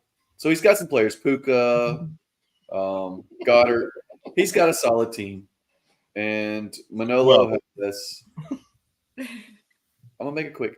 Herbert and Love, Rashad White, Hollywood, he's got Tank Dell. They both have pretty even teams. If it's me, I want my own first. And then I can control where it goes. How do you feel about it, Larry? If the teams are even, whose first do you want, yours or someone else's? I'll take mine because I'm in control of it. And I don't even care if it's a couple picks away because there's 3 guys per pick. So, I mean, if teams are very close, they might end up being in the same pick range. So that's I don't know. And if you decide, Troy, you want to like just blow it up, you have your own first. You can do that. If after next year you're like, you know what, screw it, I'm gonna just. If you want to make some, if you know, and this is what you do in a league like this, if you want to mess with the guy, Troy, send him deals to take more players away so his team sucks more. Send more try to trade for more of his players so his team sucks more, and you get that better pick if you want to take his pick. Try that. Manolo's not one to give up players for just randomness, though. Yeah. Yvette, how do you feel about it? Would you rather have your own first, or would you rather have someone else's and just bank on your team being better? I would rather have my own first. Yeah. Yeah. We have seen, and Yvette will get you out of here, but we have seen since the startup draft that we did, Larry, the first year. Yes. No one was taking their own firsts. And since then, I think people have gotten much smarter than we were, because every year past that, people were like, I want my own first. It happened in the startup, the second copy 2 years ago. It happened in the third copy last year. And it's happening in the rookie draft this year. People are like, I'm going to snag my own first when I can. Yep. So, and kind of like putting down that, like, that's your team. You want your first. I don't know. Setting the whole tone for your whole team. You don't just get your first. You have to find a way to acquire it with a second round pick or a late first round pick or trading for it. So it makes you have to work a little bit harder. All right. Well, I know Yvette's got to run. Yeah, and we'd love to have no way, man. We got you for a perfect amount of time. Awesome. Yeah. My daughter, she's only 5, and she has I gave her one of our old cell phones, and it's connected to the Wi-Fi. So now she's been sending me emojis and crying faces, but it's so cute. But I keep seeing, she's like, oh. So. Yep. Well, Justin's got what do you got? An 8-year-old, 7? Justin? No, I have a 5, about to be 6-year-old. But okay, so quick story. My wife was sitting next to us when we started, and my son has started to get out of the bed. He started to climb out of his crib. Yep. And he started crying. We're like, what the hell? She opened the door to the hallway over there, and the light's on in his room. He's out, lights on. We're like, no fucking way. Here we go. Yeah. So, yeah. Very cool. Yeah. Justin's got a 2 and a 5-year-old. I have a 2 and an almost 9-year-old. And yeah, man, we know the struggle is real. Yes. My 8-year-old, you hear her at the end of the show on the jingle at the end. But yeah, man, if she was here right now, she would be breaking my chops over something completely irrelevant. If you wanted to stop in and do some roasting next week, you're welcome to stop in. Maybe like 10 minutes or something. Nobody. Awesome. My daughter is always like, "Oh, do you have to go to your podcast?" And she always says it like this. She says podcast. Hell yeah! Well, you're making the appearance rounds right now. You're a hot commodity, especially after the podathon. Yeah. We appreciate you taking some time to hang out with us tonight. I had a great time. I'd love to come back for sure. So yeah, at Yvette and blah boy, sports.net. And if you want to get to know her, and then follow her on Twitter or X or however we want to call it. But hey, thanks for joining us, and man, we'll see you soon. Thank you. Thanks, Yvette. Bye, guys. Bye. Have a good night. Thank you. You too. All right. So, Larry, did you make any trades this week? I know you did. I feel like I saw at least. Well, I think you want to talk about a DK Metcalf trade. I do want to hear about some trades here. Come on. As soon as Tootsie Pop rolls in, Yvette's like, peace, I got to get out of here. Fucking Tootsie Pop is talking to me. This fucking Tootsie Pop. Tootsie Pop rolls in. She's like, I got to go. Sorry, Toots. Oh, man. So, yeah, I want to hear about your DK Metcalf trade. I think the people want to hear about that. And I made a Marvin Harrison Jr. and Malik Neighbors trade today. That was a big deal. It was. I don't know. But hold on. You were upset about my DK Metcalf trade. Well, let's hear it. Tell the people. This was in the DDCL? It was in the DDCL. I was not upset. I was amazed at what happened. There's a rookie draft going on. There is. The DDCL, Dynasty Diagnostic Champions League. And let's see. I did a trade with the mobsters, who loves to trade. It seems because he's making pick trades left and right. Wild ass damn offers. Go ahead. So okay, so this is a 4-copy league, which means there's 4 of every player in a rookie draft, which makes it a lot of fun because you have when your guy that you want starts coming off the board, you're like, okay, I got to up my ante. I gotta make my trade a little bit more robust. My offer. So yeah. Sure. So I woke up Sunday morning, July 7th at 6:45 and looked at my phone, and I had an offer in my offer there sitting there. The mobsters were offering me DK Metcalf for my 315 and 415. That's the 304 and the 404 for anybody wondering. Third and a fourth for DK Metcalf. Did you break your phone? I'm a little hitting the button. I was a little like you wake up, you're like you're a little cockeyed when you wake up in the. You got to make sure that you're not actually sending DK Metcalf for the 304. Yeah, you're like in the middle of a piss. Is this trade going? Yeah. You want to see if there's any You want to see if there's any DK news, like maybe got into a car accident or something overnight. Yeah, right. Like, did he just Henry rug somebody? What's going on? Right. So there was nothing there. There's nothing there, and I'm like, okay, this is weird. I'm like, well, I gotta accept early this. Third and early fourth for DK fucking Metcalf. But hold on, I thought you had sent this offer and somehow you had accepted, and I was really. You know what I said? I don't know if you remember what I said in the chat, but I was I remember exactly. You threw me under the bus, right? Well, I said this is the reason that we continue to get trades like this from Larry because they work sometimes. Hey. This dude sent this to you? Yeah. This wasn't even a negotiation. This came out of nowhere. I don't know how drunk he was, but my gosh. It had to have been a drunk trade, and I'm sure he feels terrible. Can you look up and see when he made the offer? I want to know if it was like 2 a.m. That's what I want to know. Sure. Let's go to trades and offers and look up mobsters from the DDCL. Hey, listen, I threw the link to this podcast in the DDCL chat. So mobsters proposed this. He proposed this deal to me at 12:20 a.m. 12:20. Yeah, 12:20. Oh yeah, he was 3 sheets to the wind. Sure. I'm surprised he didn't wake up and be like, whoa, hold on. And then 6:46, I accepted it. As soon as I woke up. I mean, if I'd seen that notification on my phone in the middle of the night, you could say something again. They'll bring it you just be like, "Hey, fat fingered that one." I was hammered. I would have been cool with it. That's what I expected to happen. I didn't really mean to send that. I fucked that up, and it would have been like, I understand. That was a 3rd and a 4th for DK Metcalf. I accepted it with the full intent, the expectation. Yeah. Well, of him being like when he would wake up, he would be like, "Oh man, I messed up."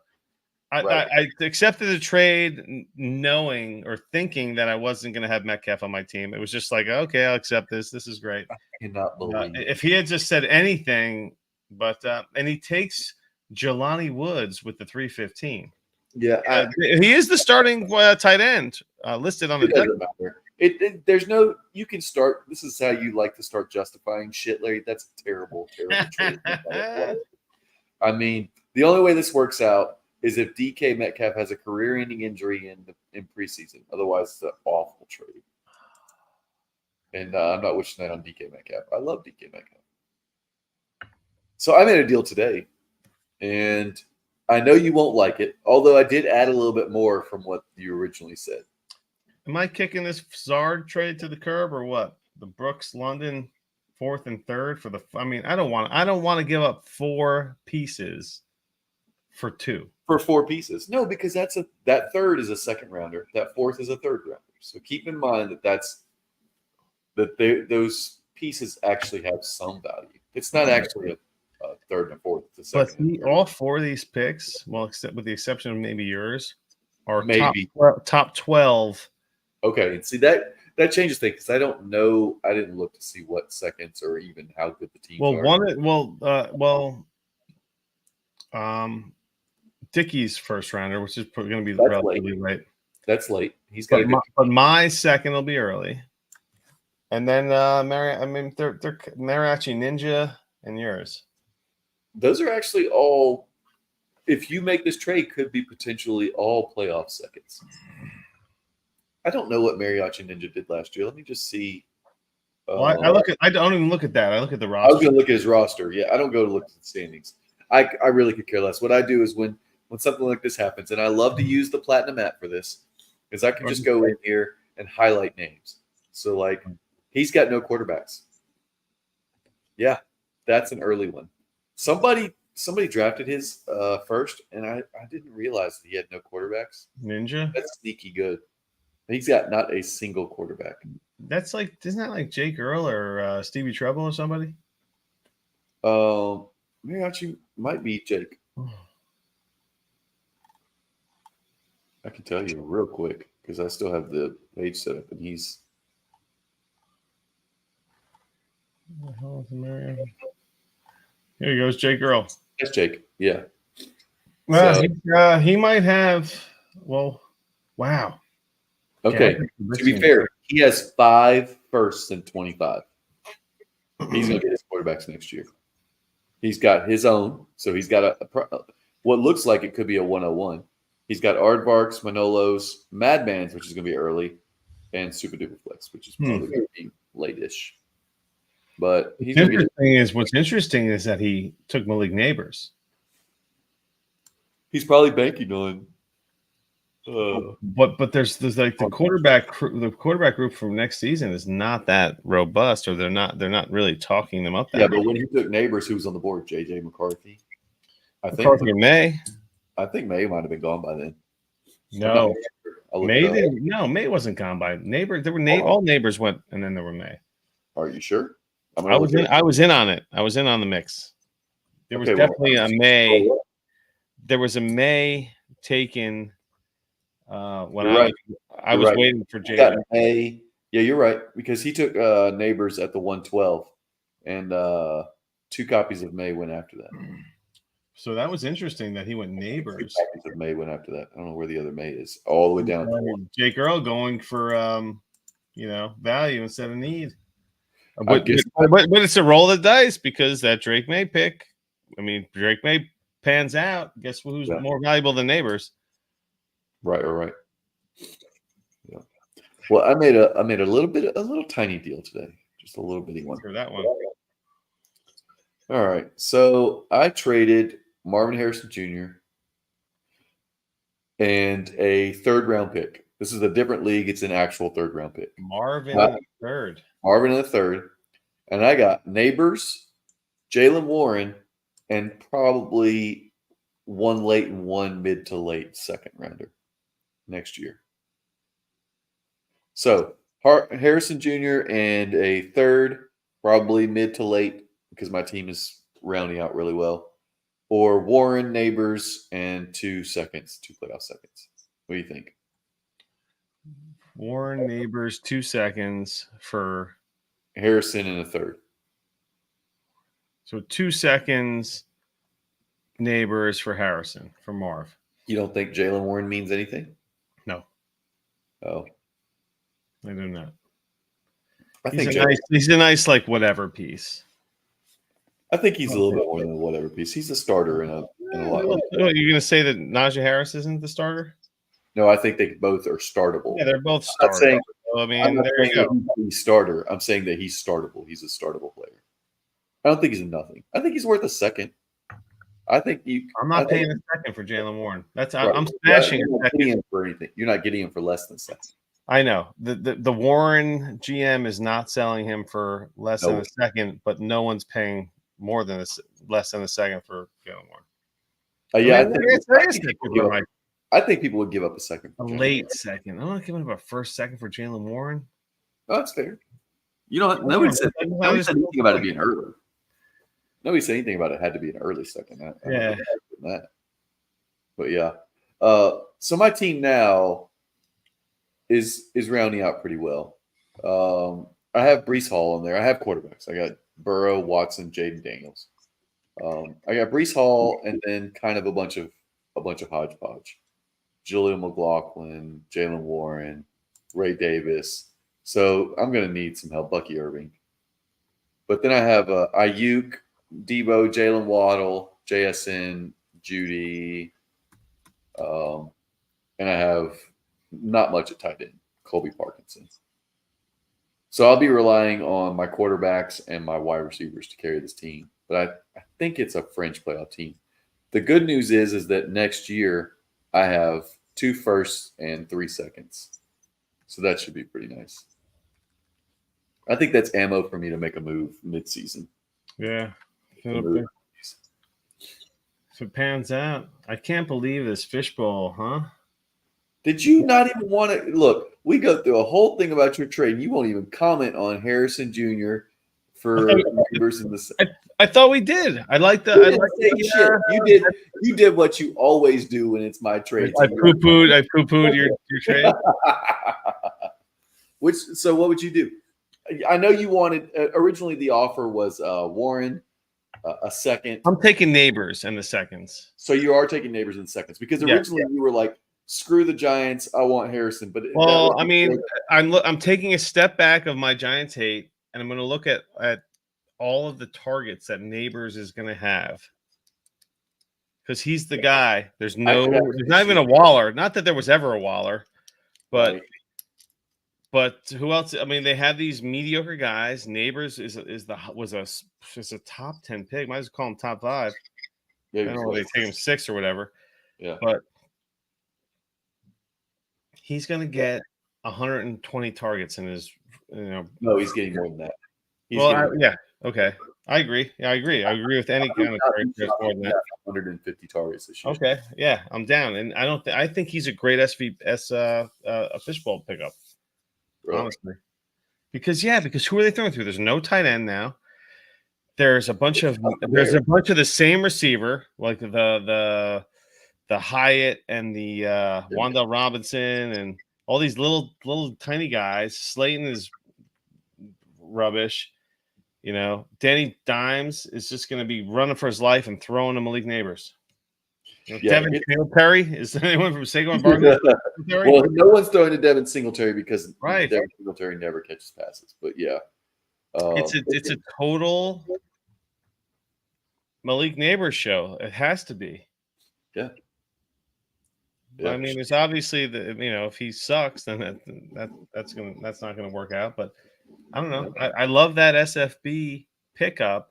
And I also love it. I mean, Marvin Harrison Jr. is everyone. He's destined for greatness. He's going to be the Larry Fitzgerald, the next Larry Fitzgerald in Arizona. So he'll be peppered with targets too. But yeah, I think Malik Neighbors outscores Marvin Harrison Jr. And again, we talked. I mean, we talked about this back in the 2018 draft or 2016, or what? Oh, it's 2014 with the Odell Beckham and the Mike Evans, the Sammy Watkins, like all these guys. This is a super hyped wide receiver class, and these guys went where they were supposed to go. Same way this one went, and some guys popped and some guys disappeared. That's just how it's going to work. And you just gotta roll the dice, baby. Oh no, it's Steady Eddie, crash in the chat. Steady Eddie wants the Neighbors side as well. Well, he likes it only because he's a Steelers fan. He likes that Warren. Yeah, that's what it is. He wants Jalen Warren. That's what sells it to him. Yeah. Steady. You like the shirt? There you go, baby. I think I'm gonna go shopping on SFB tonight. That's what you I've got to go shopping. You have to get a Podathon sweatshirt. You got to get a Podathon hoodie. I don't wear hoodies often, but a t-shirt on it.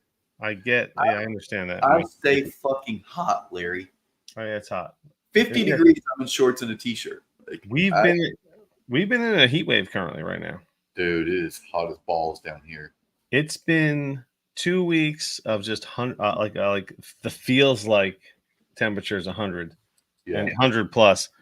So Colin wakes up early, runs into our room. He does it every single night, like around midnight, 12:30. I take him back to his room. And then I lay down with him. There's a bed next to his toddler bed. I'm sleeping. Yeah. Next thing you know, I feel a drip drip, drip, drip. I get woken up at 4 a.m. Oh gosh. with water leaking from the ceiling on my leg. Like, what are the chances that like the bullseye of that sort of thing? Like, why? First of all, I just moved the bed. I just rearranged the bed. Why am I laying like this, getting hit, drilled? Like, why am I getting hit? I don't know, but I'll tell you one thing. You should absolutely be thankful that it hit you in the leg. Right. And that it's not Who like the hell's going into his room other than to take him in or out of it? Yeah. You know? Because that could have gone unchecked for a week. For weeks. Yeah. Just any type of rain. So well the AC's been running because it's like I said, it's been so hot for like 2 or 3 weeks now. Yeah. This AC's been just running, on high ever since. And all that water collects up in that tray or whatever it's called, and it just I don't know. So did you never did answer my question in the chat? So the tray was full? Did you get it unclogged, or did you get an AC guy over there? Oh, the AC guy came. Yeah, we threw the towel in there. The AC guy, so he leveled it out. There was he needed to pitch it again. Does it make any sense to you? The word pitch? Yeah. It was draining to the wrong side. Right. He's thinking maybe the house settled. Who the hell knows? Whatever. It was like a quarter. He fixed it at a quarter inch. It was like a quarter inch or something. What he was talking about. So. And now it's just draining out that thing. Yeah. Yeah. Those pans are great until they're full, and then they're not great. Yeah. So steady Eddie, baby, rolling in at 11 p.m.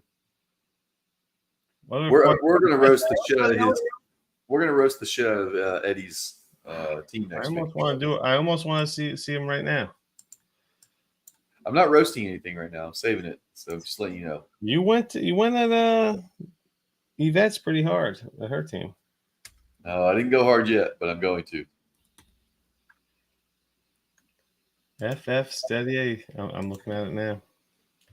I think his draft is going relatively slow. Oh no, he's 6 picks in. About average. Just a little sneak peek. You see it? Oh yeah, because he got Dak. I remember us talking about that. He got Dak. Yeah, Alan Dak, Trey. He's going on the went on the with a lot of seasoned veterans here. And then he went Henry and Kamara. That's interesting. I'll be on that in a few days. You love Kamara. Yep. So I'll see you next week for that one, Eddie. I'll see you next week. Yeah. Well, Shane said he's definitely in. Scott hasn't commented yet, but I haven't really approached him directly. So we'll get those guys. I want to see if we can get on the Devi. What do they do? What's their site? Well, the Devi. You want to see if you can get on this site that you have no idea about? I could get it in a multiple choice, but the Devi something. Destination Devi. Destination Devi. The channel they're on, but they're still doing why can't the Dynasty? Why can't the roast show be on the Devi channel? Let's broadcast the roast show like the SFB does it all over the place. I don't know, buddy. I'm going to see if they can pull that one off for us. All right, you see what they can do. I have no idea what they can do. Yeah, I don't know. You know, I'll see what they can do. I know you have no shame. You have no shame. So, and I like it. I love it. I want some more of it. Yeah. Well, Larry, let's wrap this thing up. We'll do a little after talk for a minute. Okay. Yeah. Right. I get it. Yeah, you're right. Hour and a half. This is good. So, ladies and gentlemen, if you want to be a part of the show, the after show, there's a pre-show and there's an after show for the folks watching on YouTube and Twitter right now, or X, if that's what you prefer to call your social media platform. It's called a Patreon, and the hot sauce chat is lit. So if you want to listen to Larry Monkey and Justin Rogers and friends, we bring guests on and we talk some smack. But hey, listen, it's all about the behind the scenes stuff. You can watch the show before we get going. When we say goodnight, which is going to happen in the next 10, 15 seconds, we're going to keep the live stream going for those folks. Yep. Which will be y'all folks, because you're going to get a little taste of it now. Because I don't think I can cut it off for everyone. No, I don't think you can. Yeah. We're going to keep it going.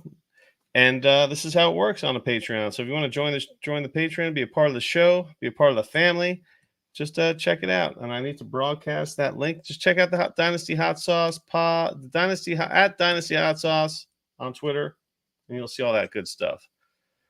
Until then, thanks for listening to the Dynasty Hot Sauce pod.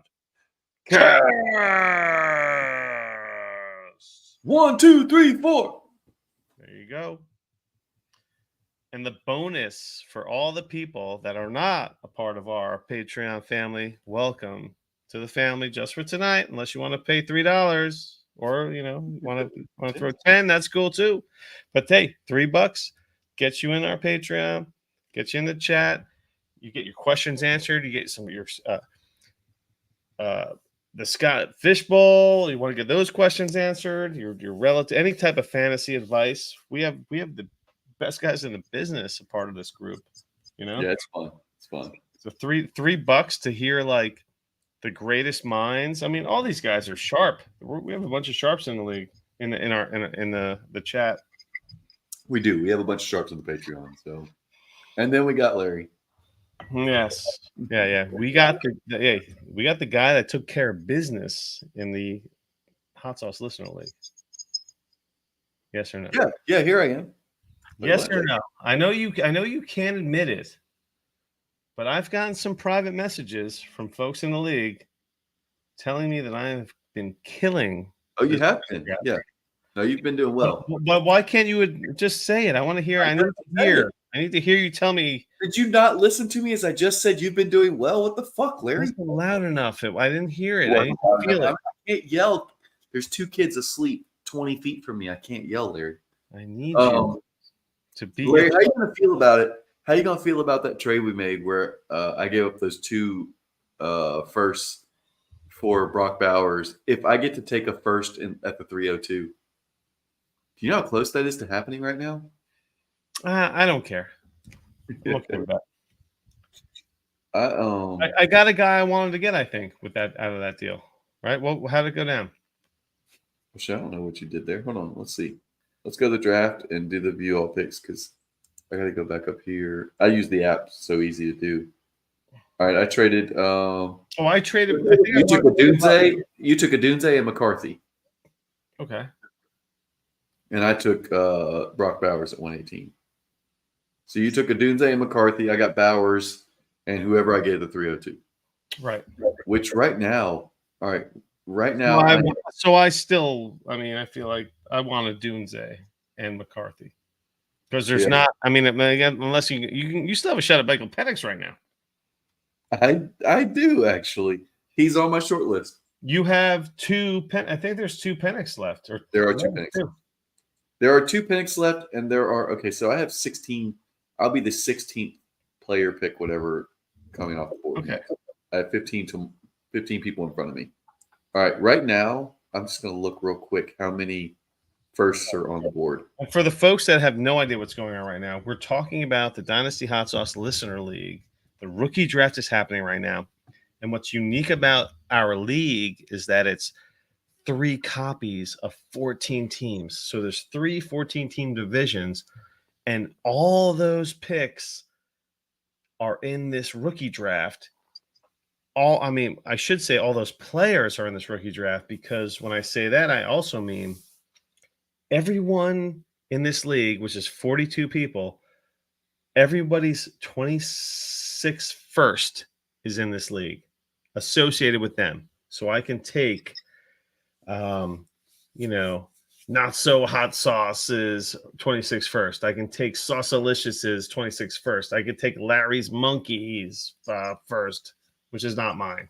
Somebody's Sid's name. Yeah, Sid's. That's Sid Lowe, and let me tell you, that has caused some confusion. It messed up. It messed up. Somebody thought somebody was in the chat. I think it was Uncle Piff. It was Zach. Yep. Our patron. He was like, I thought I was taking Larry Monkeys first, but instead he took.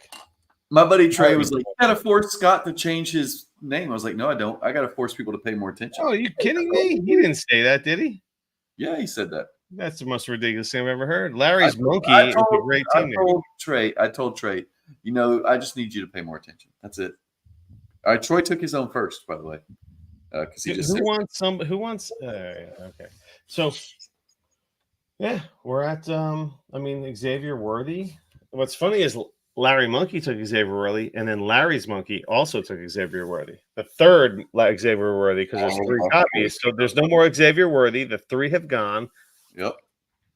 And so that's the exciting part of the listener league, is that there's 3 of everybody.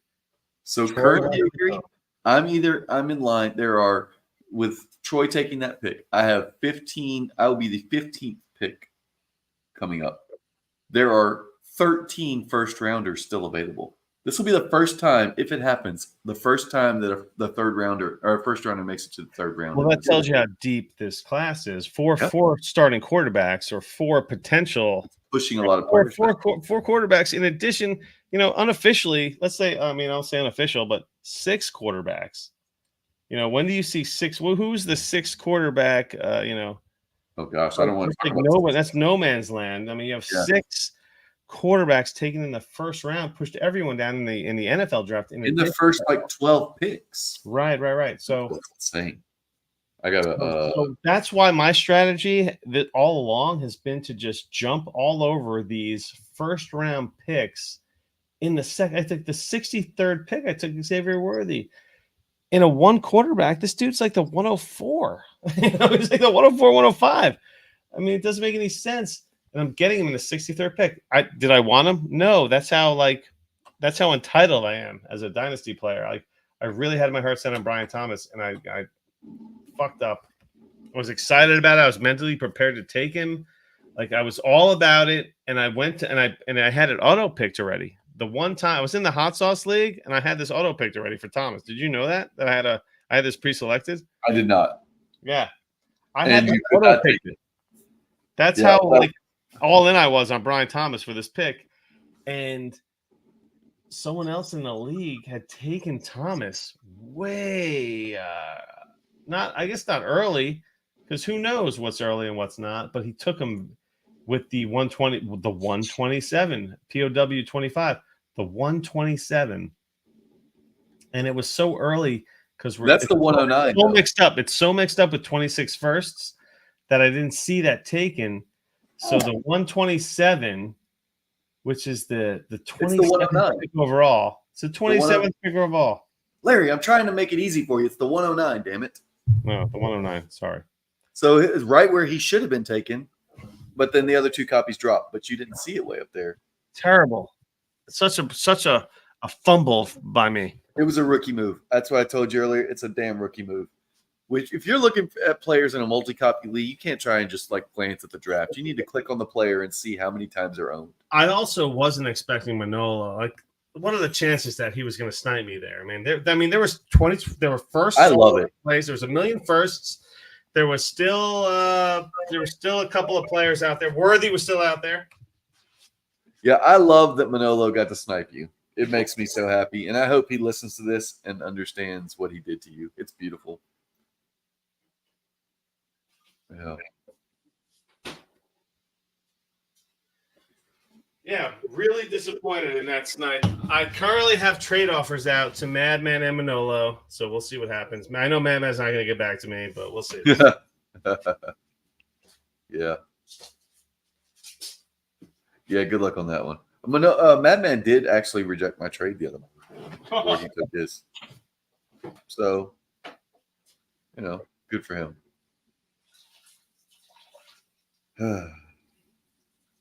We'll have to talk off air about something.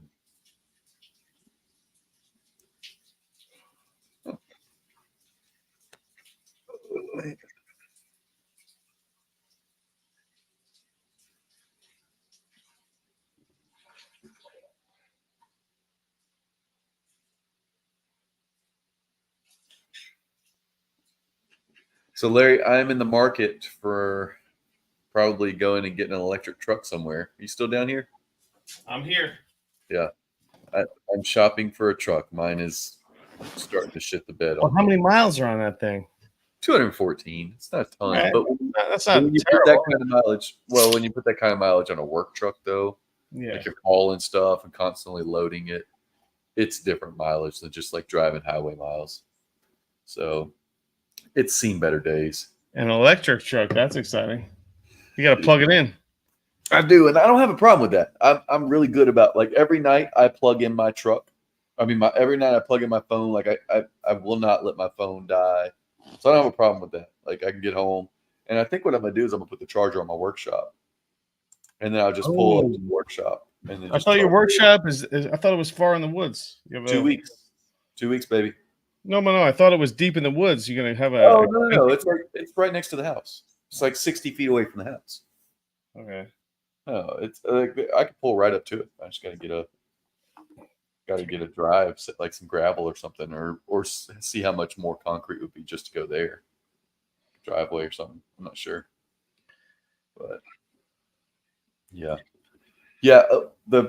I was telling my wife, she's like, "Why do you want an electric one?" And I was like, "Okay, here's the few things. One of the big things, and the thing that bothers my wife, is that oftentimes my tools will just be in the truck with the kids." She's like, "Hate that." An electric truck has no engine, so it's got a frunk.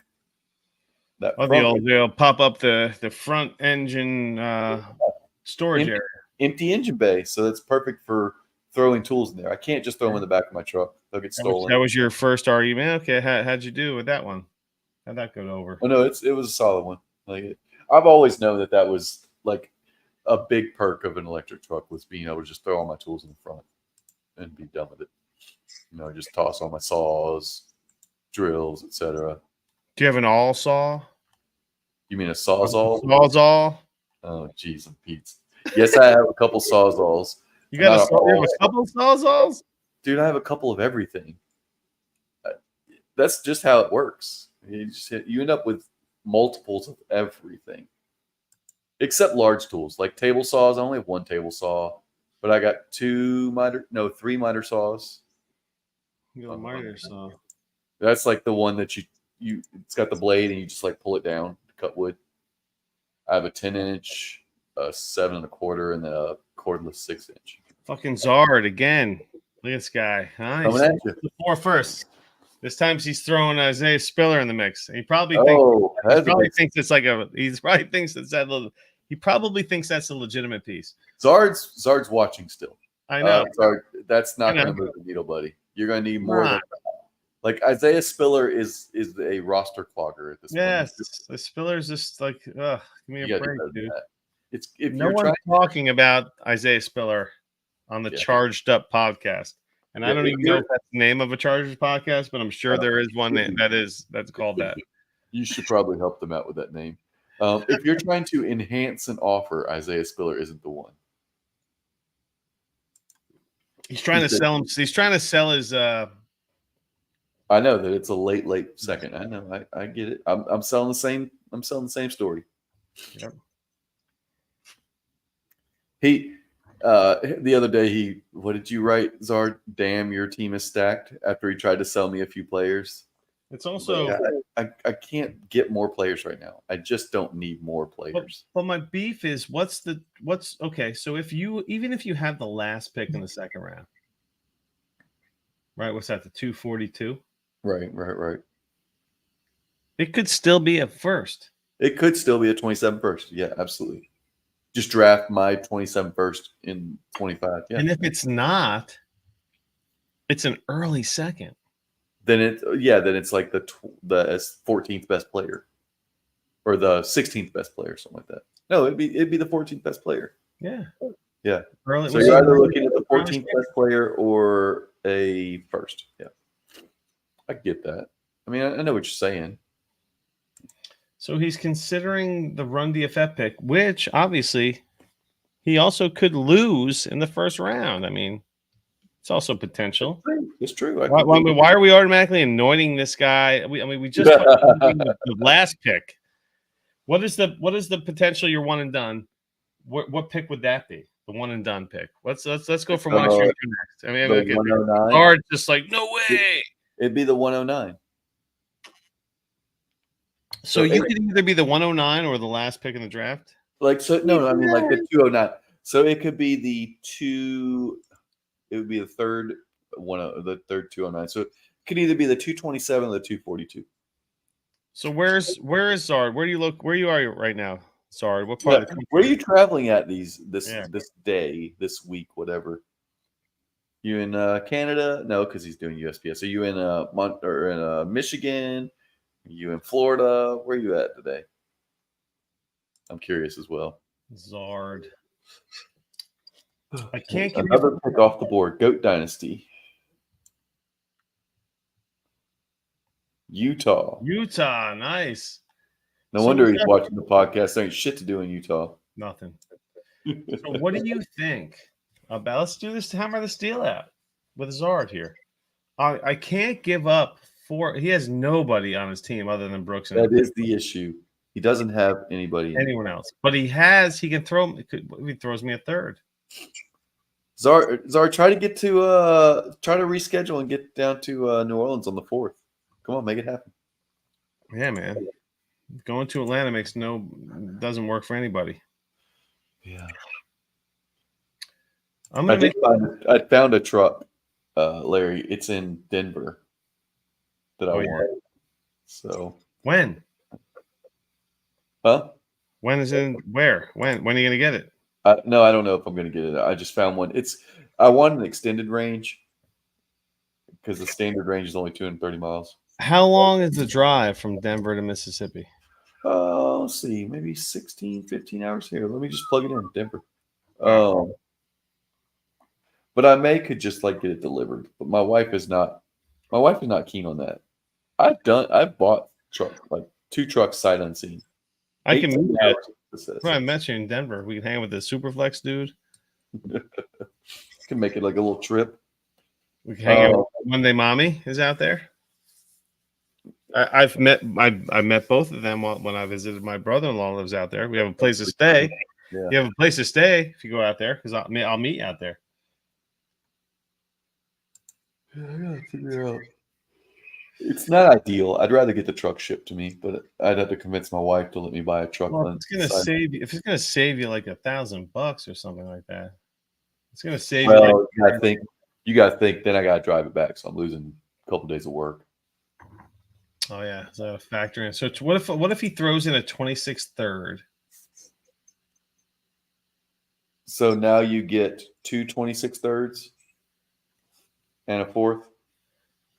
Brooks, I hate giving up all these picks. The first, my second, which is gonna probably be he doesn't have another third to drop. He's already offering you his third. He's offering me his only third. I'll take. Give me his 25 fourth then. So do the 2 4ths and the third. No, a 4th and a third. 2 4ths and a third. 2 4ths and the third. I think that's not. And London and Brooks for a first and 3 seconds. Yeah, that's reasonable. He wants third, okay. August mariachi. Third, okay. August the 4th. Are you going where? To Denver on August the 4th? Me? No, I'm not going anywhere. No. He said August the 4th. I'm going there, Denver. No. Yeah, August the 4th. Get to New Orleans. Yeah. Let me see this one. Brooks London, a 2 4ths and a third for a first and 3 seconds. Oof. You like that deal? I kind of do. Yeah. You trying to fuck me right now? A first and 3 seconds for Brooks. Drake London is in his career, by the way. I'm not, because these are 27 firsts. That's going to be a good bit out. I mean, Drake London only has 6 touchdowns. Yeah, I think there's a massive bounce from Desmond Ridder. Listen. The great wide receivers, it doesn't matter who the quarterback is.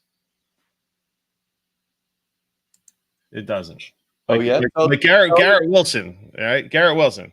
Okay, Garrett Wilson. Garrett Wilson's so good. How did he do? Zach Wilson was thrown. How did Garrett and another half a dozen quarterbacks, by the way. But hold on. How did Garrett Wilson actually do if he's so great?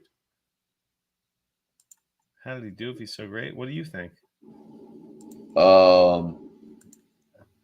Wide receiver 26 last year. 12.5 PPR points a game. Yeah, not so great, dude. Wide receiver 26, huh? I can't believe he's going this as early as he does.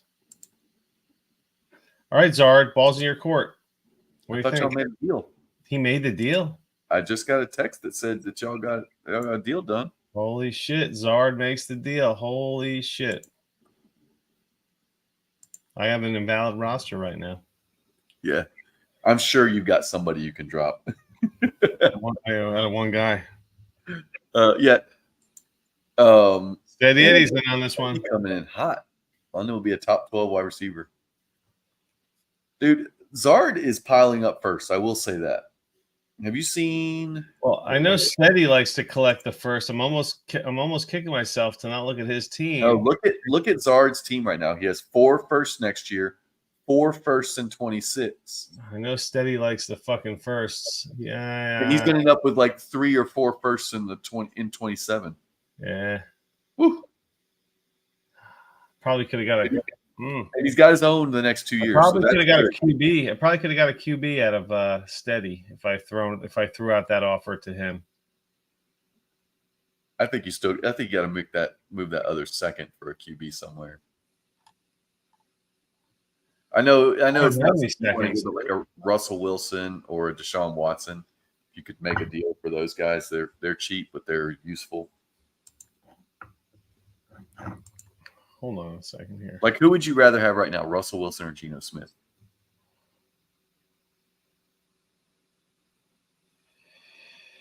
Okay, hold on. 2, 3, 4, 4. All right. What'd you say? Geno Smith or Russell Wilson? I was saying, like, go use that second to go buy a pick. I mean, go buy a quarterback.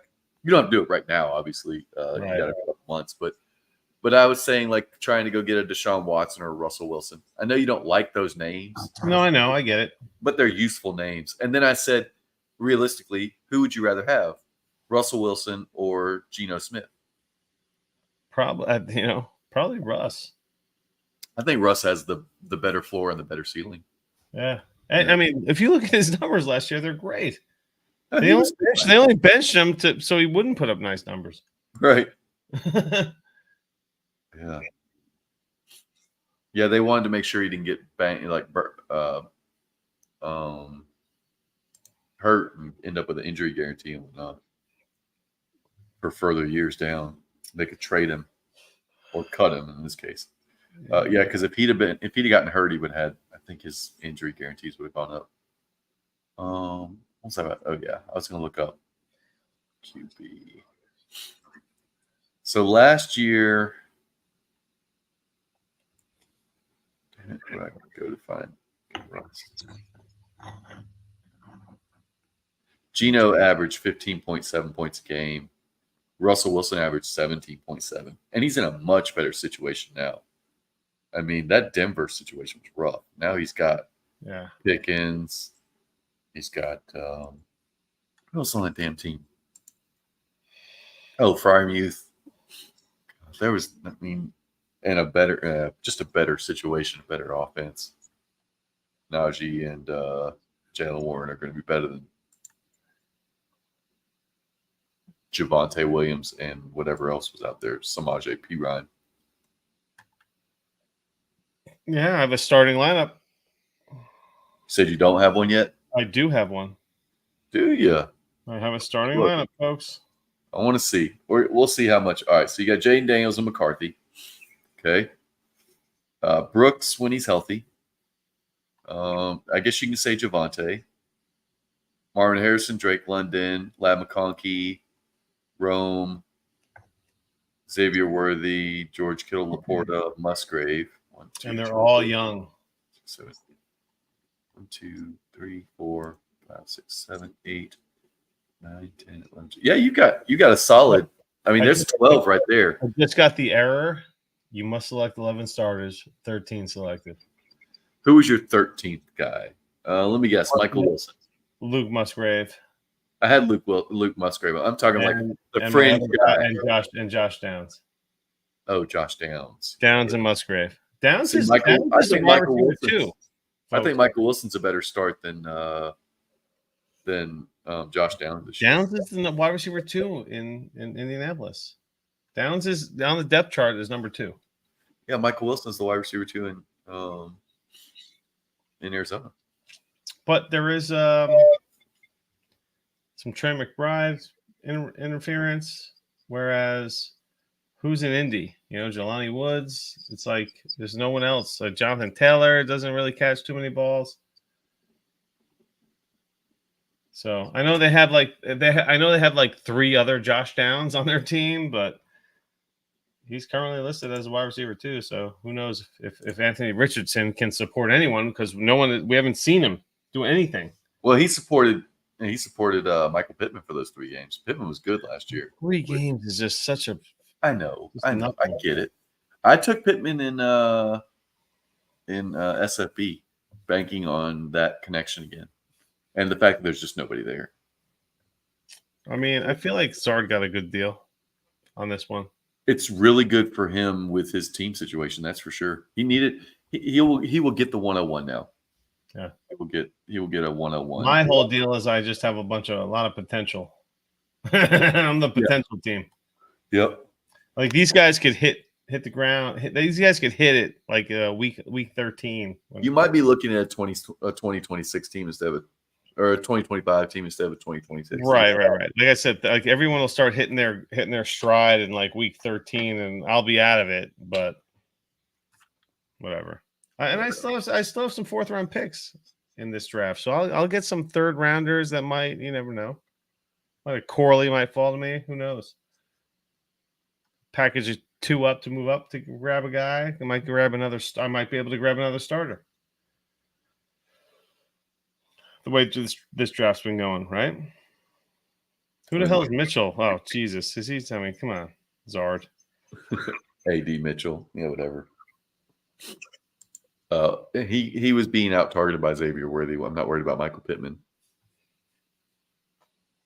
Yeah. And guess what? I was so disappointed that I had to take Worthy. And I hope, and then who knows? We all know this is a crapshoot. But Brian Thomas, I kind of like got into him in the past day, and I was so ready because you have had forever to think about this pick, and so you go on these just like excursions, it's like a hike, you hike. I hiked up the Brian Thomas Jr. Mountain. I hiked up Keon Coleman Mountain to learn about these guys, and you're doing your research and you're mentally prepared to take him. And I was like, dang it. I cannot believe I missed it. It was a done deal. But I'm good. I'm happy with how the draft has unfolded. I got myself, a borderline playoff team. Yeah. At best, because none of these guys are going to hit the ground running. You're going to need to, like Laporte and Kittle are the only guys that are going to hit the ground running, and maybe London. Right. In London, I should say. Maybe Javante. Hopefully he, again, 11 selected, 13. Yeah. Yep. I need a second QB. Yeah, you have to find somebody because McCarthy's not going to start. You might be starting one of those other guys in the super flex for a while. I wonder, should I make a move for fucking Sam Darnold? What are you going to give for Sam Darnold? I mean, nobody everyone fucking got mad at me for wanting a second for Sam Darnold. Now you're just like, what are you going to get for Sam Darnold?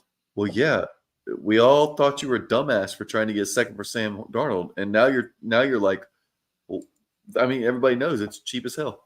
Check your inbox. What do you got there? Stevie D trying to make a deal. Oh, Stevie D. Sam Darnold for Josh Downs. What? Mm-hmm. Let me just go to the old Fantasy Pros depth charts just to confirm what we're dealing with here.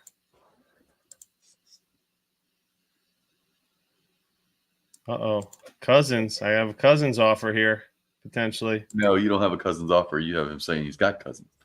Or I mean, no, I mean potential Cousins offer. Right. Mm-hmm. All right. Well, I'm about to get off in a minute, bud. Okay. Let's Had a get long ass day. Let's just see the Indianapolis. Let's see it. We talked about it. Yep. Pittman Downs. A.D. Mitchell. When was he drafted? What, second? Was he a second rounder? I don't remember. I don't know. I'm hoping that we'll find out here. I can find out real quick. He's had a standout season with the Texas Longhorns. This guy's the second round. Yeah. The 52nd pick overall, so mid-second. Second. All right. Mid to late. Mitchell, Josh Downs. Everyone loves Josh Downs. Downs or Darnold? Yikes. Yeah, I couldn't. I'm not doing that. I'm not taking a starting wide receiver for a quarterback that's going to play until the bye week. Right, maybe. Yeah, I couldn't do it. I'd love to, Stevie D. I just can't, baby. I can't do it. Sorry, buddy. Yeah, the problem with moving a player for Darnold is that there's just not anybody that anybody wants to roster that's worth anything. How you like that? Any other player, like any player that's actually worth rostering, is an overpay for Sam Darnold. So yes, he just doesn't have any shelf life. There's no shelf life there. Yep, I'm with you. Darnold's a placeholder, so I mean, you're not going to get a season-long starter for a placeholder. Yep, that is the problem. All right, we'll let all you guys go, but we don't need to do a fancy goodbye. We're just going to say bye. So fuck. Oh, I can see if I can find something else. So Stevie D's still working the phones. Yeah, he's going to figure it out for you. All right, get me Darnold. Something cheap. A cheap Darnold. That's what you're looking for. All right, brother. All right, turkeys. See you later. Peace in the Middle East. Later, guys.